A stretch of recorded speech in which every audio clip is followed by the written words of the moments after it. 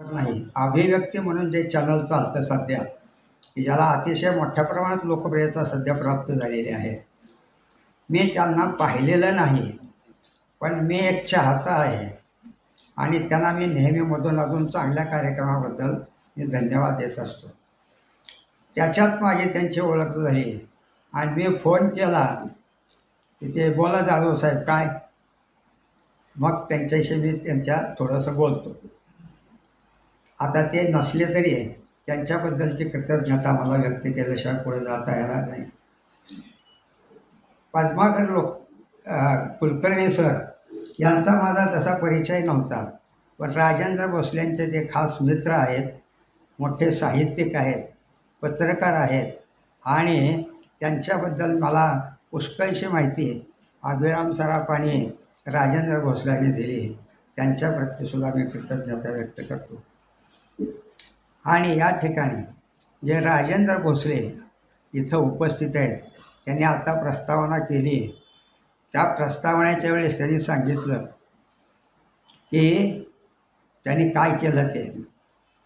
गंमत अशी झाली की हे पुस्तक लिहिण्याची प्रेरणा आपल्या इथं सभागृहात हजर असणाऱ्यापैकी 5-6 लोक आता हजरच आहेत. त्यांनी मला सांगितलं लिहा म्हणून, की तुम्ही तुमचे अनुभव जे आमच्या बरोबर सांगता तेच अनुभव कथन तुम्ही लिहा. मी म्हटलं आपण काय लेखक आहोत का साहित्यिक आहोत? लेखक साहित्याला काय करायचं म्हणजे जसं तुम्हाला जसं जमल तसं लिहा.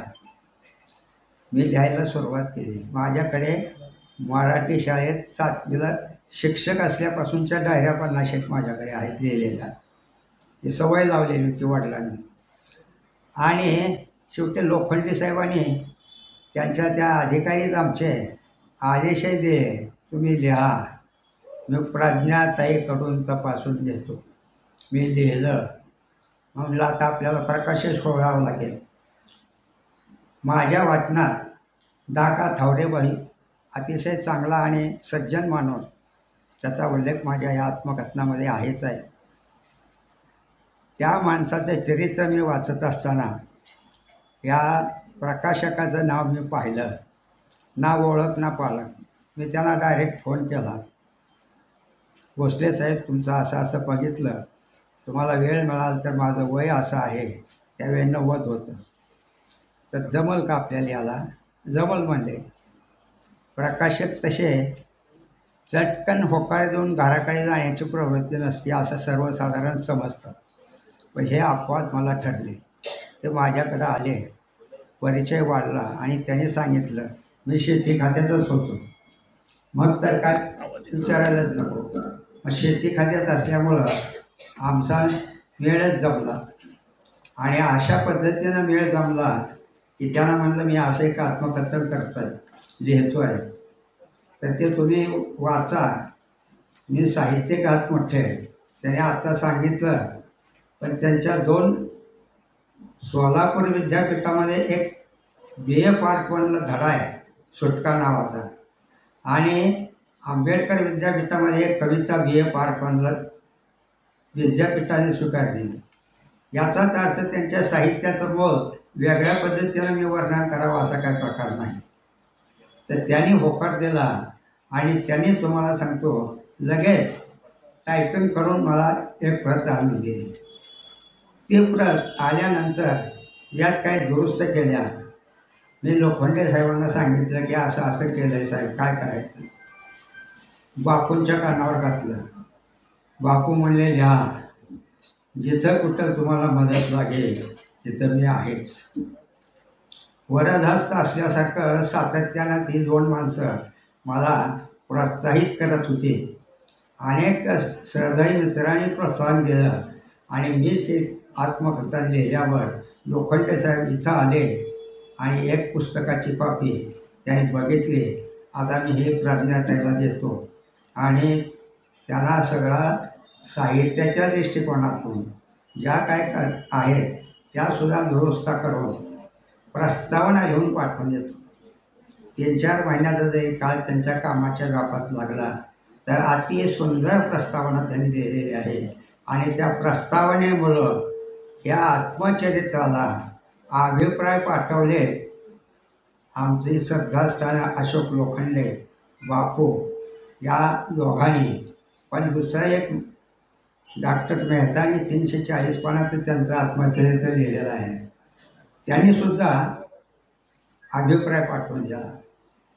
या अभिप्रायामुळे ह्या आत्मकथनाला एक वेगळी उंची प्राप्त झाली आणि प्रस्तावनेमुळं ह्याला कळस चढवला असं माझं म्हणणं आहे. आणि त्यामुळं मी माझ्या मनोगतामध्ये सुद्धा हे मुद्दाम लिहिलेलं आहे. आता ह्या आत्मकथनाची कथा मी तुम्हाला थोडक्यात सांगितली, परंतु हे आत्मकथन लिहित असताना आमच्या घरातल्या सगळ्या मंडळींनी, नातवंड, मुलगी, जावई, पत्नी, त्यांना मी सांगायचं असं असं मी लिहितोय.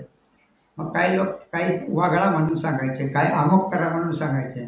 सगळ्याचा सूचनाचा विचार करून हा आत्मकथनाचा अध्याय पूर्ण करण्याची कार्यवाही मला करता आली. आता या आत्मकथनामध्ये नेमकं काय लिहिलं आहे हे मी सांगत बसणार नाही. फक्त हे आत्मकथन कसं आकाराला एवढ्यापुरतंच मर्यादित मी आज माझं वक्तव्य करणार आहे. आणि ह्याच्यामध्ये एकच सांगतो की मला माझ्या वडिलांनी मराठी तिसरीत असताना ते शिक्षक होते. सगळ्याच विद्यार्थ्याकडून त्यांनी एक पंचसूत्री पाठ करून घेतली होती. ते पंचसूत्री फक्त सांगतो. मराठी तिसरीत असताना त्या काळात शाळेमध्ये मुलांना संध्याकाळच्याला उजळणी म्हणण्याची पद्धत असेल. त्या उजळण्याच्या वेळी हे पंचसूत्री सगळ्या विद्यार्थ्यांनी म्हणायचे. तर सूत्र क्रमांक 1, परस्त्री माते समान माना. सूत्र क्रमांक 2, परधन विषा समान माना. सूत्र क्रमांक 3, परनिंदा आणि मत्सर कोणाचाही करू नका, जीवन शत्रूचा सुद्धा. सूत्र क्रमांक 4, कोणत्याही प्रकारच्या व्यसनात जाऊ नका. आणि सूत्र क्रमांक 5, नामस्मरणाचा, प्रभुचिंतनाचा निधिध्यास असू द्या, सातत्य असू द्या. हे जर तुम्ही केलं तर तुम्हाला आयुष्यात सुखसमृद्धी आणि आनंद लाभेल. आणि त्याच ह्याच्यावरून मी वाटचाल करत गेलो. खूप चांगले प्रसंग आले, वाईटही प्रसंग आले, पण कुठल्याही प्रसंगामध्ये अति तीव्र त्रास मला कधी झाला नाही. बाबा आणि पांडुरंग मला सातत्यानं मदत करत होते. हे 2 श्रद्धास्थानं सातत्यानं सल्ला देत होते. आणि आपल्या सर्वांच्या शुभेच्छा माझ्या पाठीमागं असल्यामुळं ह्या शुभेच्छेच्या जोरावर मी ही वाटचाल आत्तापर्यंत करत आलो आहे. आज माझी प्रकृती 91 वर्षाचं असलं तरी डायबेटीस नाही, BP नाही, काही नाही. आपण चांगलं वागल्याचं हे फळ नाही तर दुसरं काय. अशा पद्धतीचा एक माझा स्वतःचा आत्मविश्वास या संदर्भात आहे. आणि आता खूप बोलण्यासारखं जरी असलं तरी वेळेची मर्यादा कुठेतरी आपण पाळली पाहिजे. म्हणून मी आता इथंच थांबतो. पुन्हा एकदा सर्वांचे मनःपूर्वक आभार मानतो आणि मी माझी रजा घेतो. जय हिंद, जय महाराष्ट्र.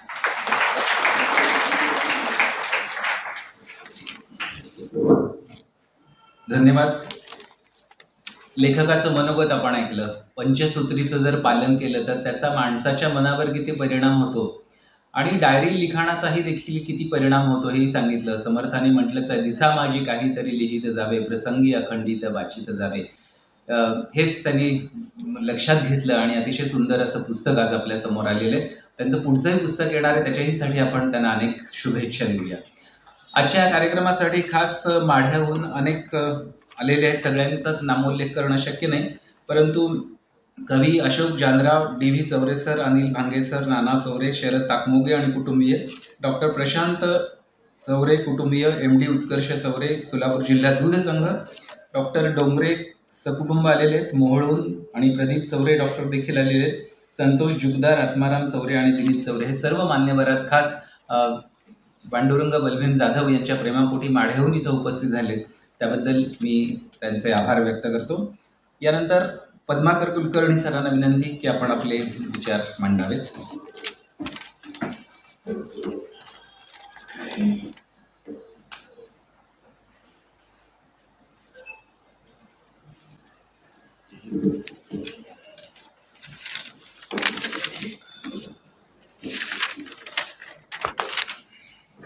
पांडुरंग जाधव यांच्या शेष बाकी या पुस्तकाच्या प्रकाशनाला आज उपस्थित असलेले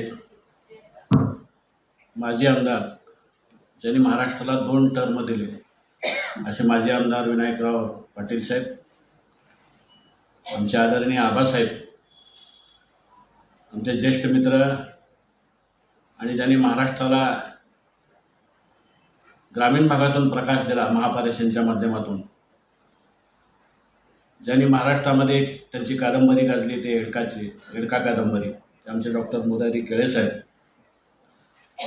रवींद्र पोखरकर अजून आलेत. आपल्याला माहिती आहे की कीर्तनकारांनी हे फक्त कीर्तनच केलं पाहिजे, राजकीय कीर्तन न करता त्यांनी आपल्या संतांच्या माध्यमातून कीर्तन केलं पाहिजे. म्हणून परखड बोलणारे आमचे रवींद्र पोखरकर साहेब, ज्यांनी राजकीय कीर्तनकारवर टीका केलेली होती आणि त्यांच्यावर गुन्हाही दाखल झालेला होता, असे रवींद्र पोखरकर साहेब, अशोक लोखंडे साहेब, आमचे मित्र राजेंद्र भोसले, व्यासपीठाच्या समोर अहिल्याबाईवर लिहिणारे आमचे गोविंद काळे कवी, वंदना कुलकर्णी, आमचे कवी मारे कटकदोंड, आणि पांडुरंग जाधव यांच्यावरती प्रेम करणारे आपण सर्वजण, आणि आमच्या आकाशवाणीचे आदरणीय सुरवसे साहेब, आमचे मित्र अभिराम सराफ. खरं म्हणजे माझा बोलण्याचा साहित्यिकाचा पिंड नाही, साहित्यिक असं म्हणाले, साहित्यिकांना पुढे आणण्याचं काम माझं आहे.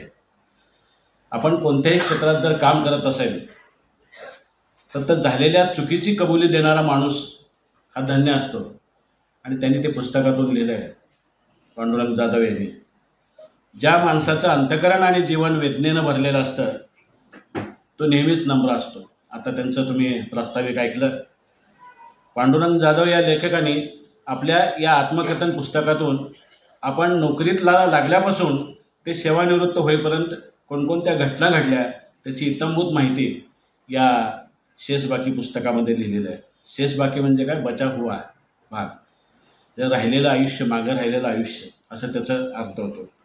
या पुस्तकामध्ये आपल्या घरातील सर्वांच्या जीवन पद्धतीवर त्यांनी बोट ठेवलं आहे. मग त्यांनी चांगल्या किंवा वाईट गोष्टी असू द्या, नोकरीत असताना त्यांच्या सहकार्याबद्दलही त्यांनी चांगल्या वाईट गोष्टी लिहिलेल्या आहेत. अशा गोष्टी मांडणं त्याला धैर्य आणि मोठं मन लागतं. त्यांचे मित्र आणि सहकारी यांच्याबद्दल एका वाक्यात माहिती दिली आहे. घरचे असतील, नातेवाईक असतील, जवळपास त्यांचे 24 सहकारी आहेत या पुस्तकामध्ये. त्यांच्याबद्दल एका वाक्यामध्ये लिहिलेलं आहे, आणि घरातल्या 16 व्यक्तींचा समावेश त्यांनी आपल्या या आत्मकथनातून लिहिलेला आहे. आपल्या घरातील काही व्यक्तींच्या नावे त्यांनी जमिनीचं वाटणी केलेली आहे, त्याचं ते पत्र पाहायला मिळालं.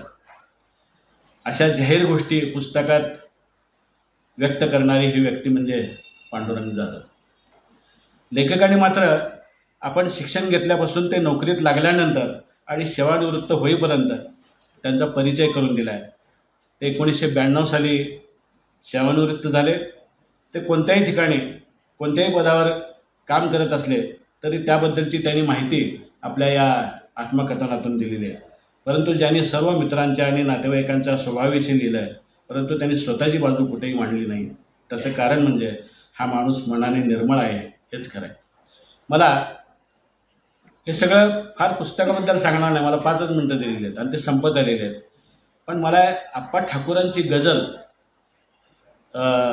आठवली, आणि ती गझल मी म्हणणार आहे ह्या पुस्तकाला आणि त्यांना लागू पडते. गझल अशी आहे, आयुष्याशी अजून माझा करार बाकी आहे, आयुष्याशी अजून माझा करार बाकी आहे, मावळताना लखलखण्याचा विचार बाकी आहे. आयुष्याची सकाळ माझ्या खरेच सुंदर गेली, आयुष्याची सकाळ माझ्या खरेच सुंदर गेली, संध्येची मज फिकीर नाही, दुपार बाकी आहे. आधाराने कसे बसे मज जगावयाचे नाही, आपण त्यांना पाहिलं 91 वर्ष आहे, जरी काठी असली तर कोणाचा आधार त्यांना नाही आहे. आधाराने कसे बसे माझं जगावयाचे नाही, जगण्यासाठी मनात ऊर्जा चिकार बाकी आहे. आयुष्याशी अजून माझा करार बाकी आहे. स्वार्थासाठी उगीच खोटा सलाम केला नाही. त्यांच्या नोकरीमध्ये तुम्ही जर आत्मकथन पाहिलं असेल तर त्यांनी कधी अधिकाऱ्यांच्या पुढे हंजी केलेलं नाही किंवा कधी हात पसरलेले नाहीत. या कवितेच्या माध्यमातून तेच आहे. स्वार्थासाठी उगीच खोटा सलाम केला नाही, फाटत आलो तरी भरजरी किनार बाकी आहे. आयुष्याचे अजून माझा करार बाकी आहे. सर्व थरावर खरेच माझे जगून आता झाले. 91 वय आहे त्यांचं. सगळं पाहिलं त्यांनी, नातवं पाहिले, पतवंड पाहिलेले आहेत, सगळे मित्र पाहिलेत, सगळे पाहिलेले आहेत. स्वार्थासाठी उगीच खोटं सर्व थरावर खरेच माझे जगून आता झाले, माणुसकीने जगावयाचा प्रकार बाकी आहे. शरणावरती आता खरोखर निघेन आनंदाने, शरणावरती आता खरोखर निघेन आनंदाने, पण मृत्यूचा अजून थोडा नकार बाकी आहे. आयुष्याशी अजूनही माझा करार बाकी आहे. मावळताना लखलखण्याचा विचार बाकी आहे. ही आप्पा ठकुरांची कविता मला आठवली. या पुस्तकाला तंतोतंत लागू पडते.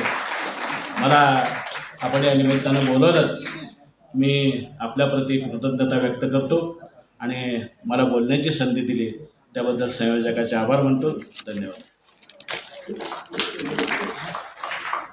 धन्यवाद पद्माकरजी. आताच माननीय रवींद्र पोखरकर यांचं आगमन झालंय. आपण त्यांचा सत्कार करूया. ॲडव्होकेट धनंजय माने सरांना मी विनंती करतो की पोखरकर सरांचा आपण सत्कार करावा. आपल्या अभिव्यक्ती या यूट्यूब चॅनलच्या माध्यमातून सामाजिक, ऐतिहासिक, सांस्कृतिक, राजकीय आणि आध्यात्मिक विषयांवरती ते भाष्य करतात. आपलं मत अत्यंत परखडपणे ते मांडतात. त्यांच्या मार्गदर्शनामध्ये आपण हा अनुभव घेणार आहोतच. आपल्या परखड भाषेमध्ये विविध सामाजिक विषयांवरती भाष्य करणारे वक्ते म्हणून त्यांचा लौकिक आहे. विशेष म्हणजे आजच्या या कार्यक्रमासाठी ठाण्याहून पोखरकर साहेब या कार्यक्रमासाठी आलेले आहेत. त्याबद्दल त्यांचे विशेष आपण आभार मानूया आणि त्यांचा सत्कार करूया. यानंतर अशोक लोखंडे सरांना मी विनंती करतो की आपण मनोगत व्यक्त करावं. एक मिनिट.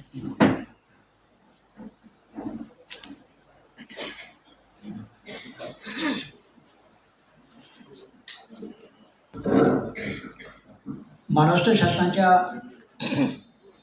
कृषी विभागाचे सेवानिवृत्त अधिकारी आदरणीय पांडुरंग बलवीन जाधव यांनी लिहिलेल्या शेष बाकी पांडुरंग या पुस्तकाच्या प्रकाशनाच्या या समारंभाचे अध्यक्ष आपल्या जिल्ह्याचे ज्येष्ठ नेते माजी आमदार विनायकराव पाटील, आम्हा सगळ्यांचे आदरणीय बापू, या भागातले ज्येष्ठ कायदेतज्ञ ॲडव्होकेट धनंजयजी माने, महाराष्ट्र साहित्य परिषदेच्या सोलापूर शाखेचे प्रतिनिधी पद्माकरजी कुलकर्णी, या पुस्तकाचे प्रकाशक राजेंद्रजी भोसले, या पुस्तकाचे लेखक माननीय पांडुरंग बलवीन जाधव साहेब, माननीय अरुणाजी जाधव, या ठिकाणी उपस्थित असलेला पांडुरंग जाधव यांच्यावर प्रेम करणारा त्यांचा मोठा मित्रपरिवार, त्यांचे आप्त पत्रकार बंधू आणि बंधू भगिनींनी, रसिक मित्रांनो,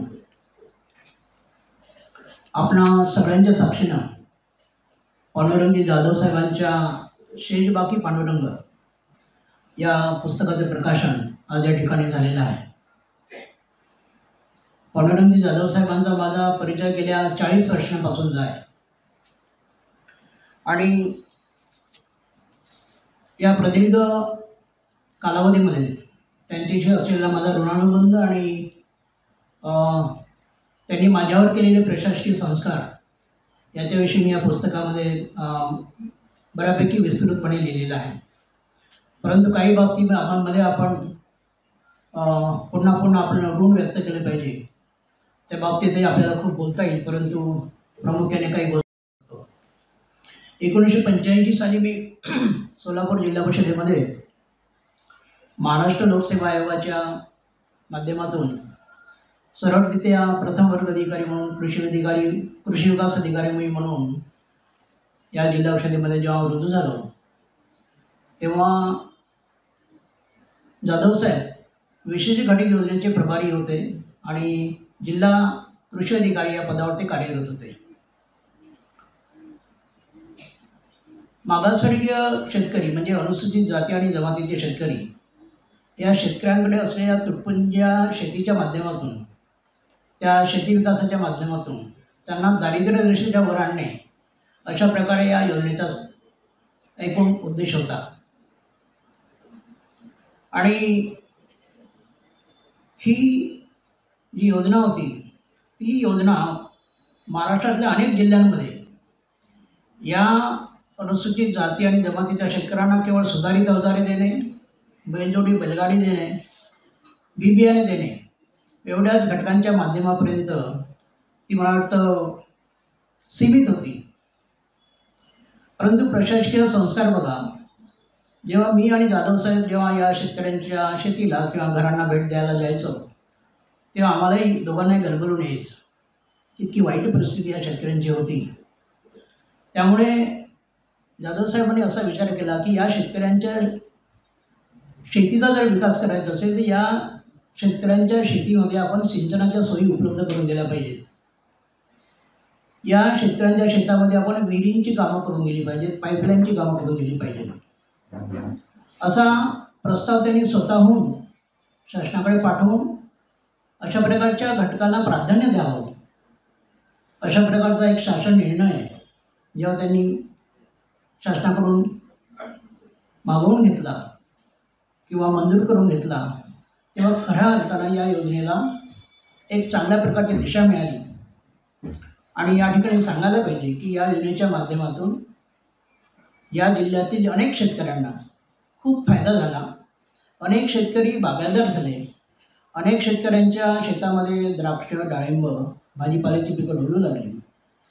आणि या संबंध शेतकऱ्यांच्या शेतावर जे हास्यपद आता सध्या जे बोलत आहे, याचा संबंध क्रेडिट, याचा संबंध जे श्रेय जातं ते या ठिकाणी जाधव साहेबांना जातं. या ठिकाणी त्या काळी त्यांच्यासोबत जे काम केलेले अधिकारी आहेत ते संबंध या पहिल्या रांगेमध्ये बसलेले आहेत. त्यामध्ये भगवानराव वाघोली आहेत, जगताप साहेब आहेत, रेडे साहेब आहेत, जवंजाळे साहेब आहेत.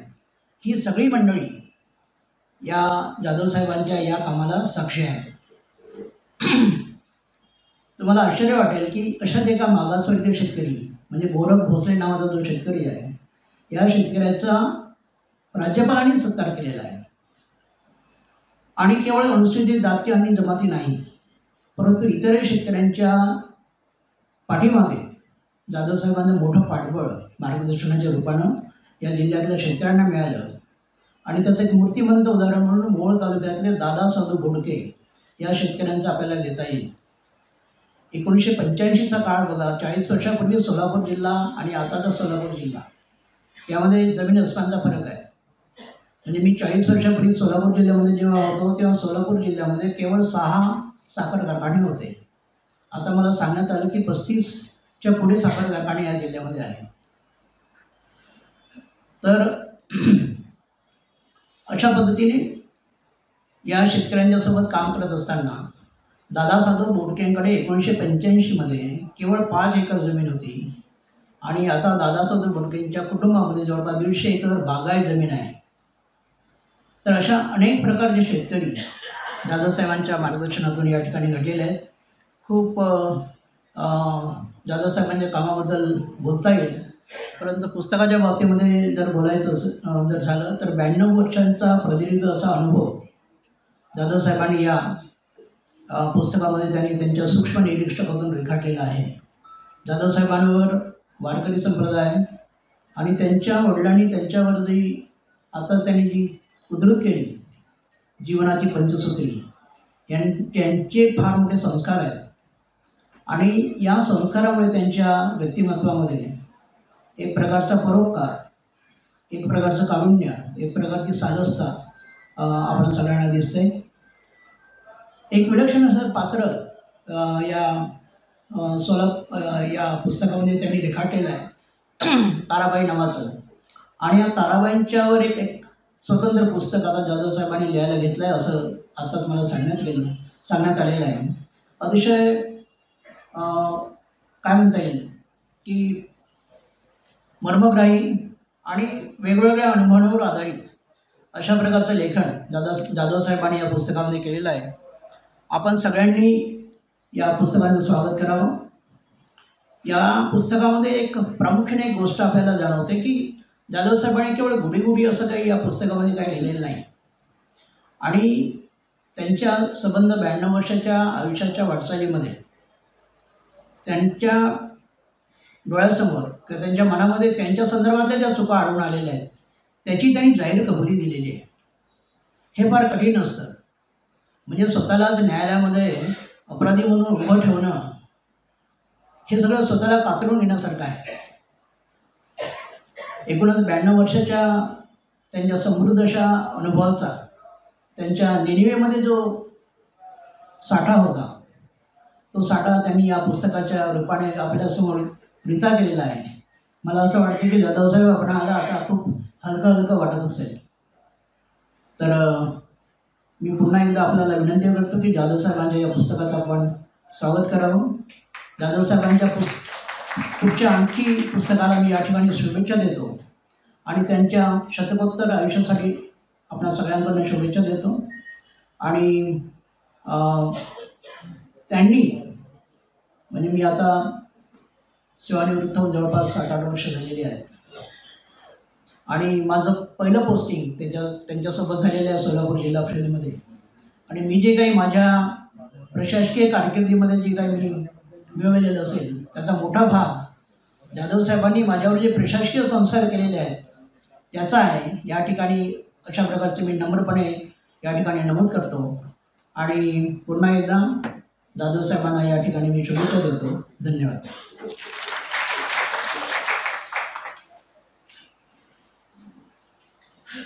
धन्यवाद लोखंडे सर. खरोखरच पुस्तक लिहिताना स्वतःला देखील पिंजऱ्यामध्ये ठेवून स्वतःकडेच बघावं लागतं. ही एक वेगळी अनुभूती लोखंडे सरांनी आता सांगितली. म्हणजे पुस्तक लिहिणं ही वाटतं तेवढी सोपी गोष्ट नाही आहे हे आपल्याला यावरून लक्षात येतं. आता डॉक्टर मुरहरी केळे सरांना मी विनंती करतो आपण आपले विचार व्यक्त करा.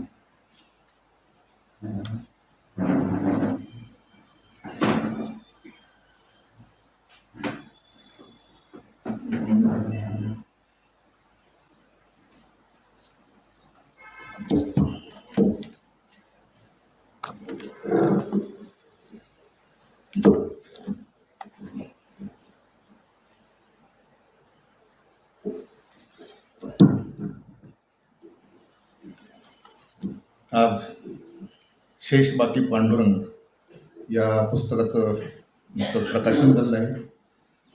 त्याचे सर्वात तरुण लेखक पांडुरंग बलभीम जाधव. काल भेटलो त्यांना आणि मला बऱ्याच गोष्टीची अशी प्रचिती आली. ती आता मी ओघानं सांगेलच. आणि या कार्यक्रमासाठी सगळे उपस्थित असलेले आजच्या कार्यक्रमाचे अध्यक्ष माढ्याचे 2 टर्म आमदार असलेले विनायकराव पाटील साहेब, त्यानंतर इथले ज्येष्ठ विधिज्ञ आणि वर्तमानपत्रात लिहितात असं मला आत्ताच समजलं. त्यामुळं तेही या लेखन क्षेत्रात असल्यामुळं ॲडव्होकेट धनंजयजी माने, आत्ताच आलेले आमचे ठाणेकर रवींद्र पोखरकर, दुसरे ठाणेकर अशोकजी लोखंडे. मी पण ठाण्याहून आलो त्यामुळे ठाणेवाल्यांची संख्या बऱ्यापैकी जास्त झाली असं दिसते. त्यानंतर इथले साहित्य परिषदेचे पदाधिकारी आणि आमचे ज्येष्ठ मित्र पद्माकरजी कुलकर्णी. या शेष बाकी पांडुरंग या पुस्तकाचं ज्यांनी प्रकाशन आणि छपाई करून घेतली असे प्रकाशक, म्हणजे त्यांना प्रकाशन म्हणतात नाही, त्यांच्या सौ प्रकाशक आहेत बरोबर आहे, असे राजेंद्रजी भोसले. आणि ज्यांचा आपण सत्कार केला असे जाधव साहेब आणि सौ जाधव. प्रेक्षागृहात बसलेले सगळे साहित्यिक मंडळी, विशेष करून आमचे काळेसाहेब आहेत, कटकमोहन साहेब आहेत, वंदना कुलकर्णी आणि बरेचसे चौरे वगैरे मागाशी सांगितलं माड्यातून, म्हणजे जे आमच्या अभिरामजीने नावं घेतलं ते सगळे साहित्यिक.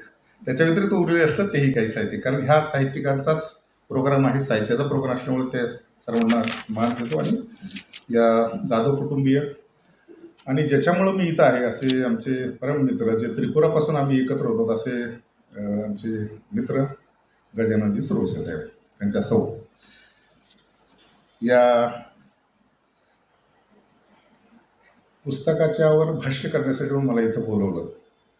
खरं म्हणजे आता हळूहळू काय झालं की मी मगाशी तुम्ही गेलं तिथं ते ऊर्जा क्षेत्रातले तज्ज्ञ, मग ते माझी होत नाही म्हणजे आहे असं समजलं जातं. दुसरं जे आहे ते ज्येष्ठ साहित्यिक, ज्येष्ठ वगैरे नाही पण मी लेखक आहे. मी साहित्यिक वगैरे मी स्वतःला म्हणणं येतोच मोठा नाही, लेखक.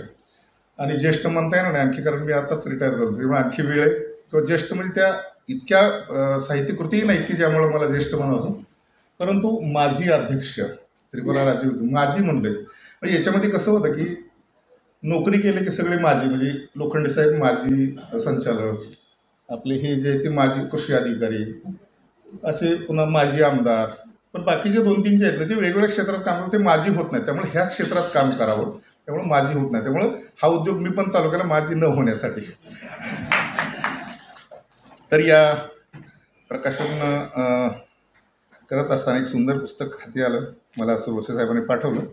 त्याचं जे मुखप्रश्न आहे तिथून मी सुरुवात करतो, कारण आजच्या कार्यक्रमाचा हिरो आहे हे पुस्तक.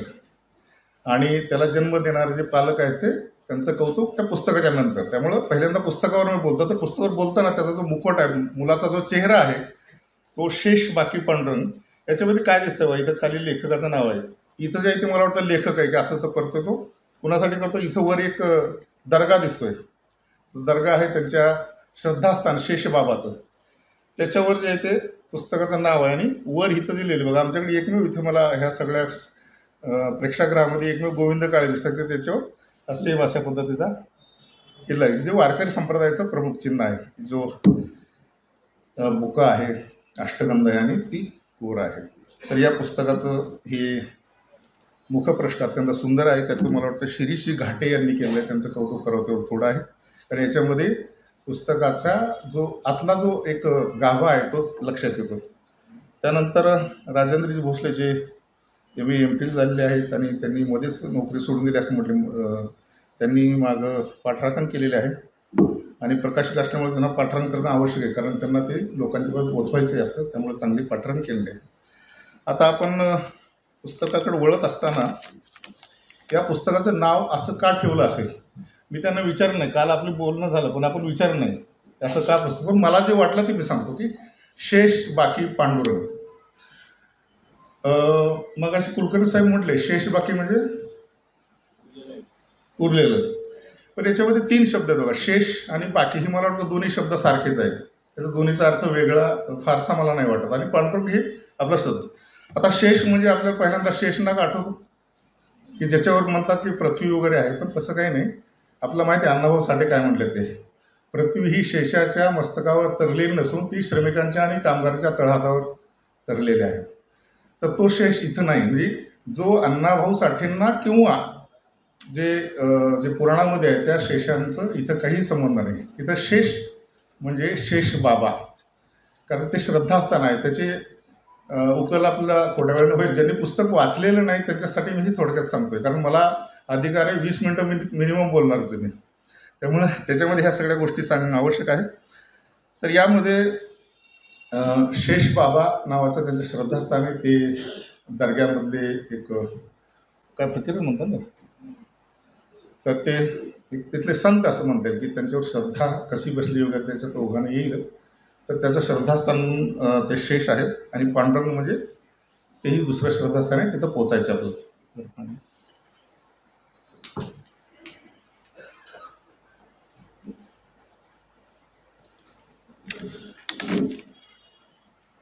आता ही आत्मकथन म्हणून म्हटलेलं आहे, म्हणजे प्रकाशकीय आत्मकथन म्हणतात, स्वतः लेखकीय आत्मकथन म्हणतात. बऱ्याच वेळा आपला गोंधळ असतो, जे साहित्यिक नाही त्यांचा, बरं का, म्हणजे इथं बरेच साहित्यिक असल्यामुळे मला जबाबदारीने बोलणं आवश्यक आहे. साहित्यिक नाहीत त्यांच्यासाठी ही आहे की आत्मकथन आणि आत्मचरित्र यातला फरक समजून घेणं आवश्यक आहे. आत्मकथन हे कुठूनही सुरू होऊ शकतं, कुठेही संपू शकतं. ते आयुष्यातला एखादा भाग असू शकतो. किंवा आपण लहानपणी निबंध लिहिले असते की किल्ल्याचे आत्मकथन, एखाद्या रस्त्याचे आत्मकथन वगैरे वगैरे, नदीचे आत्मकथन, असे जे आहे ते आत्मकथनाचा भाग असतो. कुठूनही सुरू होतो, कुठूनही संपतो.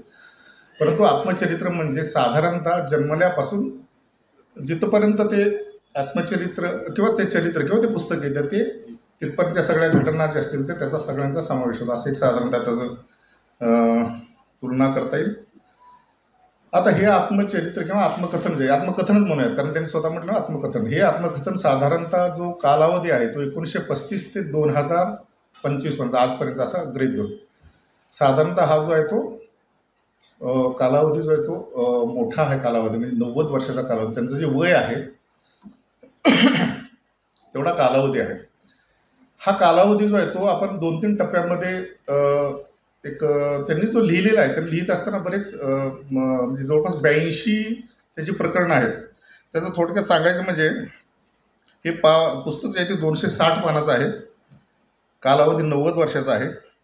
आणि त्यांनी जे अर्पण केलं आहे ते त्यांच्या बहिणीला अर्पण केलं आहे, की ती जी आहे ती बहिणीचं नाव आहे, त्यांच्या धाकटी बहीण आहे त्यांची. 18 वर्ष तिने आळंदी आणि पंढरीची वारी केलेली आहे आणि नियमित हरिपाठ करायचे, सर्वांसाठी काम करायचे. त्यामुळं ते बहीण त्यांना जास्त मला वाटतं प्रिय असावी, त्यामुळे तिला ते अर्पण केलेलं आहे. त्यामध्ये मगाशी त्यांनी सांगितलं त्यांच्या नातेवाईकांचे, श्रद्धास्थानांचे सगळ्यांचे फोटो आहेत आणि त्याच्यावर जे मनोगत आहे ते मनोगत जनरली आत्मकथनाला असत नाही, पण त्यांचं जे प्रेम आहे ते प्रेम असल्यामुळं त्यांच्यावर डॉक्टर प्रज्ञा दया पवार, एक उत्तुंग असं व्यक्तिमत्व, लेखिका, कवयित्री, आमचे ठाणेकर आहेत ते पण त्यांचे आलेले आहेत. तर त्यांचं मनोगत आहे, प्रस्तावना आहे. डॉक्टर विलास मेहता त्यांचे मित्र आहेत, त्यांचा मनोगत आहे. आपले जे आता हजर असले आमदार जे विनायकराव पाटील साहेब आहेत त्यांचे मनोगत आणि अशोक लोखंडे साहेब, सगळ्यांचे अभिप्राय त्याच्यात आलेले आहेत. आणि याच्यामध्ये 1 ते 82 प्रकरणं आहेत. हे प्रकरणं कसे आहेत तर त्यामध्ये कुठलंही प्रकरण जर उघडलं तर त्यांनी साधारणतः मला लक्षात आलं की मी त्यांना म्हटलं काल की तुम्ही डायरी लिहित असावात. कारण कसं माहिती का, कुठलाही अधिकारी म्हटलं ना त्याला एक सवय असते चौकटीत काम करण्याची, त्याला करावं लागतं, सवय लागते ते. परंतु त्यांचा पेशा सुरुवात झाली की त्यांचं जे 11वी झालं आणि शिक्षक झाले होते वडिलांच्या प्रमाणे, वडील शिक्षक असल्यामुळे तेही शिक्षक झाले. आताही मला तसेच वाटतात शिक्षक असल्यासारखे. त्याचं कारण असं बरं का, मला एक PL पाटील म्हणून हेडमास्तर होते, अगदी दिसायला सेम, एकदम अनपुजेदार टोपी, करारे बाणा, धोतर आणि असे धोतराचा सोगा धरून चालण्याची स्टाईल. आता त्यांच्याकडे आज सफारी, काल साधा स्टेट होतं, पण तशा पद्धतीचं व्यक्तिमत्व होतं, एक धारदार नाक वगैरे. त्यामुळे आजही तुम्ही मला शिक्षकच वाटतात. त्यामुळं तेवढेच मला पाटील सरांची तुम्ही आठवण करून दिली. त्यामुळे तर असं जे आहे ते यामध्ये जे शेष या बोलत असताना मला एक अभंग आठवला. याच्यामध्ये एक अभंग आहे तुकारामांचा, पाहे प्रसादाची वाट द्यावे धोनी या ताट, शेष घेऊनही जाईन तुमचे झाली या भोजन. यातला शेष जो आहे, हितशेष आहे तो मगाच्या शेषमधला हितशेष येऊ शकतो. शेष म्हणजे उर्वरित, उरलेलं. तर हे शेष जे आहे त्याच्यात काय म्हणतात, पाही प्रसादाची वाट म्हणजे कुठलं तरी मला जे तुम्ही केलं आहे. जसं ज्ञानेश्वरांनी संपूर्ण ज्ञानेश्वरीनंतर पसायदान मागितलं, ते कोणाकडे मागितलं, आपण म्हणतो विश्वात्मके देव. विश्वात्मक देव म्हणजे त्यांच्यासाठी ते निवृत्तीनाथ त्यांचे गुरु होते. आपण म्हणतो की फार जागतिक केलं, जागतिक त्याला संदर्भ आहेतच, परंतु तो जो त्यांनी पसायदान जे मागितली त्यांनी त्यांच्या गुरुकडे मागितलेलं तो तसा प्रसाद आहे. पसायदान म्हणजे प्रसाद. तर तशा पद्धतीने यांनाचंही जे त्याच्यात विचार असतील ते असे असावे की पाहे प्रसादाचे वाट म्हणजे ते प्रसाद त्यांना. आता जे मी पुस्तक लिहिलं आहे त्याचा जो काय म्हणतात प्रतिसाद येईल त्याची मी वाट पाहतोय. शेष घेऊनही जाईन तुमचे झाले, तुमचं जे उच्छिष्ट आहे, उरलेलं आहे ते मी घेऊन जाईल, ते माझ्यासाठी प्रसाद आहे. अशा प्रकारचं शेष असावं. आणि शेष बाबा हे दुसरं मी सांगितलं. याच्यामध्ये ह्या शीर्षकाची समर्पकता येऊ शकते. आता थोडक्यात आपण स्टोरीकडे वळूयात. यांनी सगळ्यात महत्त्वाचं काय वाटलं तर ह्यात अत्यंत पारदर्शकपणे त्यांनी लिहिले, सत्य लिहिलेलं आहे. आणि ते सत्य एवढ्या चांगुलपणाने लिहिलेलं आहे की त्याच्यामध्ये प्रत्येक ठिकाणी आपण काहीतरी गोड जेवतो काय असं वाटतं ते. फक्त एक शेवटचा जो मला वाटतं त्यांच्या बंधू कैलास आणि विलास हे थोडंसं कुठंतरी ते जाणवतं. तो त्यांच्या म्हणतात की मनातला जो एक क्लेश आहे, दुःख आहे ते त्याच्यामध्ये त्यांनी मांडले. परंतु त्यांनी जे स्वतःचंही मनोगत लिहिलं त्यामध्येच ते म्हणतात की आपण जसं कोर्टामध्ये आपण म्हणतो ना, जे सांगेल ते सत्य सांगेल, सत्याशिवाय काय सांगण्याची शपथ घेतो, तशा प्रकारे त्यांनी त्याच्यामध्ये म्हटलेलं आहे. त्यांनी सुरुवातीलाच म्हणतात, सुरुवातीस त्यांच्याप्रती कृतज्ञता, या आत्मकथनास मी सत्य तेच लिहिले आहे. सुरुवात जी आहे पहिल्याच पॅरेग्राफमध्ये त्यांनी लिहिलेली, सत्य तेच लिहिलं आहे. आणि शेवट पण त्यांनी जो केलेला आहे त्यामध्ये 82व्या याच्यामध्ये तेच म्हणतात की हे सगळं जे आहे ते मी वस्तुस्थितीच लिहिली आहे. त्यामुळे त्यांच्या सत्यावर जी निष्ठा आहे, त्यांच्या आईवडिलांची जी पंचसूत्र आहे त्याप्रमाणे त्यांनी ते सत्य लिहिले. 1934 साली त्यांचा जन्म झाल्यानंतर वडील शिक्षक, आणि शिक्षक असून नुसते शिक्षक नव्हते तर वारकरी संप्रदायाचे ते फार मोठे भक्ते होते, कीर्तनकार होते, असं त्याच्यामध्ये उल्लेख येतो. माळकरी मंडळी आजही त्यांच्या गळ्यात माळ आहे, त्याचं मला फार कौतुक वाटतं. आणि त्याप्रमाणे त्यांची जी पुढची पिढी आहे ती त्याच पद्धतीनं ते पुढं चालवत आहे. असं विठ्ठल भक्त घराणं जे आहे की लहानपणी भजन, प्रवचन, कीर्तन यामध्ये भाग घेत असेल. आणि पंचसूत्रीचे जे संस्कार आहेत त्यांच्यावर असल्यामुळं गावामध्ये लहानपणीच त्यांनी सांगितलं गावगाडा उभा करण्याचा त्यांनी प्रयत्न केला की त्यामध्ये जसं गावामध्ये सकाळी उठलं पहाटे, छोटं गाव 700-600 म्हणजे चिमण्याची चिवचिव, कावळ्याचं कावकाव, तो कोण बोलते का पूर्ण दादा, तर यामध्ये म्हणजे कोंबड्या ओरडत असतात, जनावरं ओरडत असतात, शेळ्या मेळ्या, ह्या सगळ्याच्या ह्याच्यामध्ये सकाळच्या पद्धून जे सुरुवात होते आणि शेवट होते त्यामध्ये त्या काळामध्ये गावामध्ये जे असे भटके विमुक्त यायचे की त्याच्यामध्ये मरी आपले ते लक्ष्मी, कडक लक्ष्मी असते, तुमचे नंदीबैल असतील, ह्या सगळ्या गोष्टी जे ते त्यांनी गावगाड्यामध्ये उभा करत असताना तो गाव बघल ते बिटले गाव, जे माढा तालुक्यातलं बिटले गाव, तिथं त्यांचे वडील शिक्षक असल्यामुळं त्यांचा तिथून प्रवास सुरू होतो. आणि त्या बिटले गावाच्या नंतर त्यांचे 11वी होते. ते वडिलांच्या इच्छेप्रमाणे शिक्षक होतात. 1-1.5 वर्ष मला वाटतं शिक्षक म्हणून काम केल्यानंतर त्यांना ग्रामसेवक म्हणून परत त्यांनी त्यांचा चेंज ओव्हर जायचं, पहिला ग्रामसेवक म्हणून. आणि ग्रामसेवक झाल्यानंतर त्यांचा जो संपूर्ण जो नोकरीतला प्रवास आहे तो बिटले, माढा, निमगाव, मंगळवेढा, अक्कलकोट, कुर्डुवाडी, अहमदनगर या जिल्ह्यामध्ये, काही पारनेर वगैरेला गेलेला आहे. आणि त्यांचं जे मध्येच BScला जावं लागलं त्यांना, किंवा त्यांची निवड झाली तलाठी असताना, त्यांनी मागाशी तलाठी असताना त्यांनी संपूर्ण महाराष्ट्रामधून त्या परीक्षेमध्ये 1 नंबरला आले होते. तर ते सुरुवातीपासून विज्ञान हुशार आहेतच, विद्वान आहेतच, परंतु त्यांचा जो साधारणतः तो जो नोकरीतला जो कालखंड आहे तो साधारणतः ग्रामसेवक म्हणून गेलेला आहे, नंतर तलाठी म्हणून गेलेला आहे, शिक्षक म्हणून गेलेला आहे, कृषी अधिकारी म्हणून गेलेला आहे, जिल्हा मृदसंधारण अधिकारी म्हणून गेलेला आहे. आणि त्यामध्ये मला वाटतं लोखंडे साहेब त्या काळामध्ये त्यांचा संपर्क आला आहे. असे वेगवेगळे जे त्या काळामध्ये साधारणतः 1970पर्यंत ग्रामसेवक, संकरित बीजोत्पादन अधिकारी, मदतसंधारण, अशा बऱ्याच गोष्टी त्यांनी केल्यानंतर 98 वर्षी 1992ला निवृत्त झाले. त्यांचा जो कालखंड आहे आता समजा 90 वर्षात, तो साधारणतः 1934 ते 54 हा 20 वर्षामध्ये बालपण आणि शिक्षण, 54 ते 70 शिक्षक आणि ग्रामसेवक म्हणून नोकरी, 70 ते 92 कृषी खात्यामध्ये नोकरी केली, आणि 92 पासून आजपर्यंत ते निवृत्तीचं जीवन जगत आहेत. आणि ते जगत असताना त्यांना जे काही गोष्टी ज्या आहेत की काही लोकांना हे वाचल्यानंतर ज्यांचा चमत्कारावर विश्वास नाही, चमत्कारावर विश्वास असूही नाही, परंतु काही गोष्टी अनुभव असतात की जे त्यांनी गेली 90 वर्षामध्ये अनुभव मिळवलेले आहेत, आणि काही त्यांना अनुभूती आलेली असतात. त्याच्यातला फरक असा आहे की अनुभवाच्या पलीकडे काहीतरी असतं, ती अनुभूती, ती जी आहे ती अनुभूती कदाचित सांगता येणार नाही, त्यांनी सांगण्याचा प्रयत्न केला, सांगता येणार नाही, पण ती आतमधून तुम्हाला ते जाणीव करून कळते.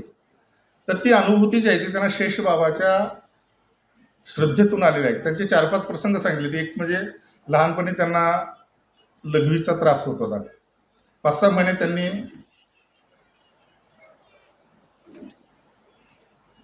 प्रयत्न केले दवाखान्यात वगैरे, पण त्यांचं झालं नाही. मी कुठल्या तरी गावातली कुंभारी ती घेऊन गेली, म्हणे अरे असं असं शेषबाबा आहे, आपण जाऊया दर्ग्यामध्ये. तिथं गेले आणि त्याच्यानंतर त्यांचं ते जो आजार होता ते 5-6 महिन्यापर्यंत तो बंद झाला, आणि त्या वेळेसपासून त्यांच्यावरती शेषबाबांच्यावर श्रद्धा बसली. नंतर चिखलगार म्हणून आहेत, त्याने तिथले ते घेऊन गेले होते आणि तिथं श्रद्धा बसली. त्या श्रद्धा झाल्यानंतर त्यांचे जे अनुभव आले, त्यांनी एक म्हणजे त्यांची जावई आणि मुलगी याला गेली होती कुठंतरी फिरायला, त्यावेळेस झालेला ट्रेनचा ॲक्सिडेंट, आणि त्यावेळेस जी चिंता व्यक्त केली त्यावेळेस त्यांनी सांगितलं की काही होणार नाही म्हणून. त्यांच्या बाबांचे त्यांना तसे संदेश आले. दुसरं जे आहे की त्यांना ज्यावेळेस BSc करायला गेले होते त्यावेळेस त्यांचा अनुभव की तू परीक्षेत 3रा येणार आहेस, असे वेगवेगळे अनुभव की तेव्हा त्यांना कुठंतरी असे मेसेजेस किंवा कुठंतरी असं त्यांना म्हणतो ना की जसं स्वप्नात येतं आणि सांगितलं जातं, तसे मेसेजेस असं त्यांचं म्हणणं आहे. तर ते साधारणतः पान नंबर 63, 65, 66, 143, म्हणजे 6-7 प्रसंग आहेत की त्याच्यामध्ये ते अवश्य तुम्ही वाचायला हरकत नाही. त्याच्यामध्ये नोकरीमध्ये बदलण्याचे बरेचसे टप्पे आहेत. त्यामध्ये एका टप्प्यावर माया नावाची एक नर्तिका, जे पूर्वी मला वाटतं आजही आहेत आजकाल की वेगवेगळ्या ठिकाणी जे लोकनाट्य किंवा काय म्हणतात कला केंद्र, संगीत बारी जे आहे तिथं ती एक महिला भेटती माया नावाची, आणि तिचं दुःख समजून घेतात. हा माणूस म्हणजे एकतर म्हणजे इतका सज्जन सद्ग्रहस्थ सालस, तिथं जातात कशासाठी जातात लोक माहीतच आहे, परंतु या माणसाला तिथंही तिची कणव आली. ही बाई नाचणारी, तिच्याबद्दल त्या काळामध्ये ह्यांच्या मनात सुद्धा असे वाईट विचार आले नाहीत, आणि ती तिची त्यांची बहीण झाली माया नावाची, आणि त्या बहिणीचे त्याचे बरेचसे म्हणजे चांगल्या पद्धतीने आजपर्यंत मला वाटतं म्हणजे ते गेले असतील, ते संबंध ते चांगलेच राहिले.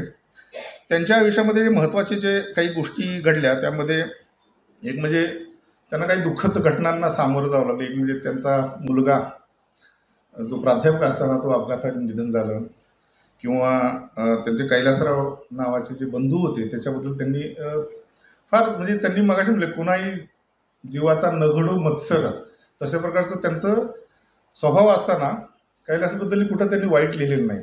त्याच्यात त्यांना तो एकाक्ष होता, म्हणजे एकच डोळा होता, त्यांना कृत्रिम डोळा बसला होता असं सांगितलं. त्याला 2 बायका, त्यातली एक मुली गेली, मुलीनं अनुसूचित जातीच्या मुलावर लग्न केलं. काही गोष्टी पटल्या, काही गोष्टी पटल्या नाहीत.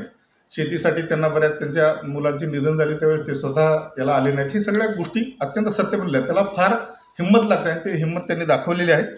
त्यामध्ये त्यांच्या मेव्हण्याची पत्नी आणि भावाची मुलगी जळीत प्रकरणामध्ये मृत्यू पावतात. तोही दुःखद प्रसंग आहे त्यांच्या त्यांनी हे केलेले. आणि त्यांच्या वडिलांचं 95व्या वर्षी आणि त्यांच्या आईचं 92व्या वर्षी निधन झालं. म्हणजे ही मंडळी जी आहे मला आश्चर्य वाटतं की हे 80, 85, 90, 100, त्यांचा एक मित्र आहे डॉक्टर, 104 वर्ष जगले ते. मी काल ॲक्च्युली यांच्याकडे गेलो होतो, मारुती चितमपल्ली जे इथले आपल्याला नुकतीच पद्मश्री त्यांनाही झाली. मला खरंच कौतुक वाटलं, माझ्या अंगावर शहारे आले. मित्रांनो, त्यांचंही वय असंच म्हणजे 80-85 तरी असेल मला वाटतं, 92. किती बघा म्हणजे कसं आहे की ते आणि खणखणीत व्यक्तिमत्व, त्यांना चांगलं ऐकायला येते, चांगलं त्यांना दिसतंय, आणि त्यांचा जो तेजस्वी विचार आहे ती म्हणून अरण्य ऋषी म्हणतात. अरण्य ऋषी ते खरंच अरण्य ऋषी, ते अरण्यात राहिल्यामुळे ते एवढे जास्त दिवस जगले. त्यामुळे खरं म्हणजे त्याच्यातून एक संदेश घेता येईल आपल्याला की निसर्गाच्या सानिध्यात राहा. आता आजकाल आपल्या सगळ्याला सगळेच मित्र आहेत, डायबिटीस आहे, बीपी आहे, थायरॉइड आहे, काय काय सगळ्या गोष्टी असतात, इन्क्लुडिंग मी माझ्या सहित. म्हणजे त्याचं कारण आहे की अर्थात जीवन तसं फास्ट झालेलं आहे. त्यांची पुतणी तिने दुसरं लग्न केलं, हे काही गोष्टी आलेल्या. नंतर सुरोसे साहेबांच्याबद्दल त्यांनी काही लिहिलेलं आहे. त्यांचे जावई असल्यामुळे थोडं एक जरा विशेष महत्त्व असतं त्यांना, आहे ना. तर त्याच्यामध्ये त्यांची मुलगी सुवर्ण आणि त्यांचं जे लग्न झालं की 4 फेब्रुवारी 1991. काही साम्य आहेत, त्यातलं हे एक साम्य की माझंही लग्न त्यावेळेस झालेलं होतं, एक साम्य असेल. तर असे काही साम्य मी तुम्हाला सांगणार आहे. त्यांनी जे काम केलं आणखी मला विशेष वाटलं की जे माझ्या डिपार्टमेंटशी संबंध होत की दर्ग्याला लाईट देण्याचं काम केलं. मग तिथं जे पोल लागले असतील, लाईट दिली, आणि आजही ते त्या दर्ग्याचं बिल भरतात. ही त्याच्यावरची श्रद्धा जाणवते त्याच्यावर. त्यांच्या दैनंदिनीमध्ये इतक्या नोंदी केलेल्या होत्या, त्या नोंदी बऱ्यापैकी पुस्तकात येतात. म्हणजे बऱ्याच गोष्टीची तारीखवार लिहिली की मला असं वाटतं की त्यांची डायरीच होतं, आणि डायरी ही सुद्धा एक आत्मचरित्राचा भाग आहे.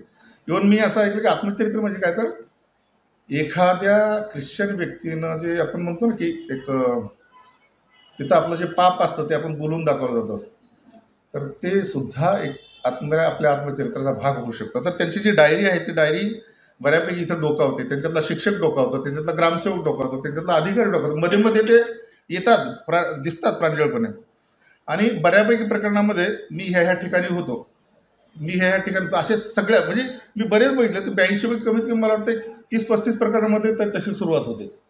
यामध्ये बघा आता म्हणजे मी सोलापुरात असताना माझी लहान बहीण 46, माझे जावई सुरवसेस आहेत, माझी चुलत पत्नी यमुना, कुर्डवाडीचा बाजार, बिटले गावी असताना, कुठलंही तुम्ही असं पुस्तक हे केलं तर त्याच्यामध्ये सुरुवात आणि त्यांची जो प्रत्येक जो त्यांचं प्रकरण आहे ती एक स्वतंत्र घटना आहे, हे त्याचं वैशिष्ट्य आहे. याच्यामध्ये काय केलं की त्यांच्यात एक मात्र गोंधळ मला जाणवला. माझं निरीक्षण असं होतं की साधारणतः कुठलंही आत्मकथन आहे ती त्या सिक्वेन्स जसजसं आपण वाढत गेलो, जसजशा घटना घडत गेल्या त्याप्रमाणे येणं अपेक्षा. पण त्यांच्यामध्ये त्यांना जसजशा सुचल्या, जसजशा भावल्या आणि ज्यांनी प्रभावित केलं तशा घटनामध्ये चालल्यात. म्हणजे एखादी घटना घडून गेली तर त्याच्यावर पुन्हा एकदा त्यांनी त्याच्यावर काही आलेले आहेत.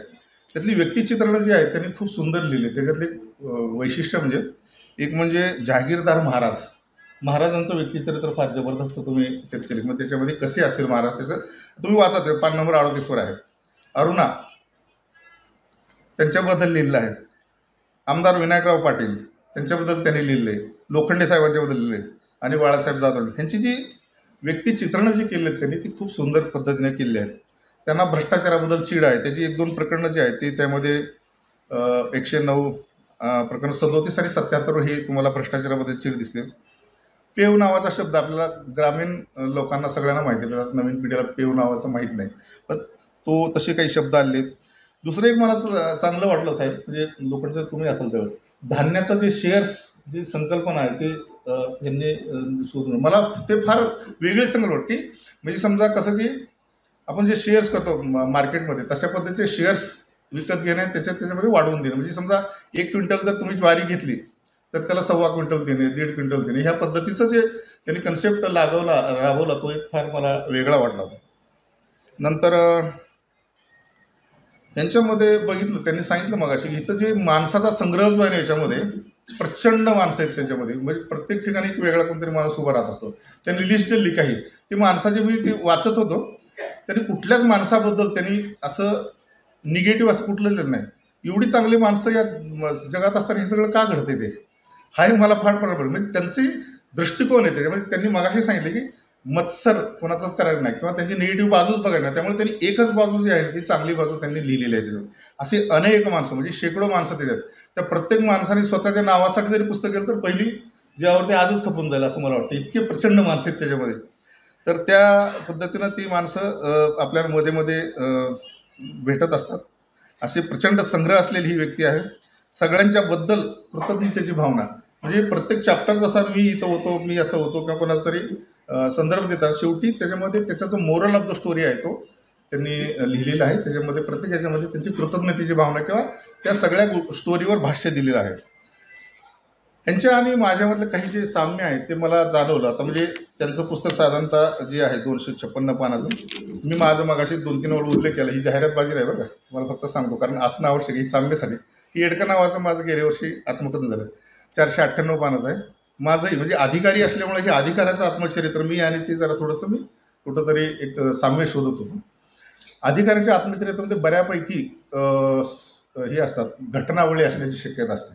त्यातले अप अँड डाऊन्स असतील, एकमेकाबद्दलचे कुचाळके असतील, चांगले प्रसंग असतील, ह्या सगळ्या गोष्टी ऑब्व्हियसली येणार. मी एक पी आब्राम म्हणून आपल्याकडे एक सनदी अधिकारी होते, आमच्या वीज मंडळाचे अध्यक्ष होऊन गेले.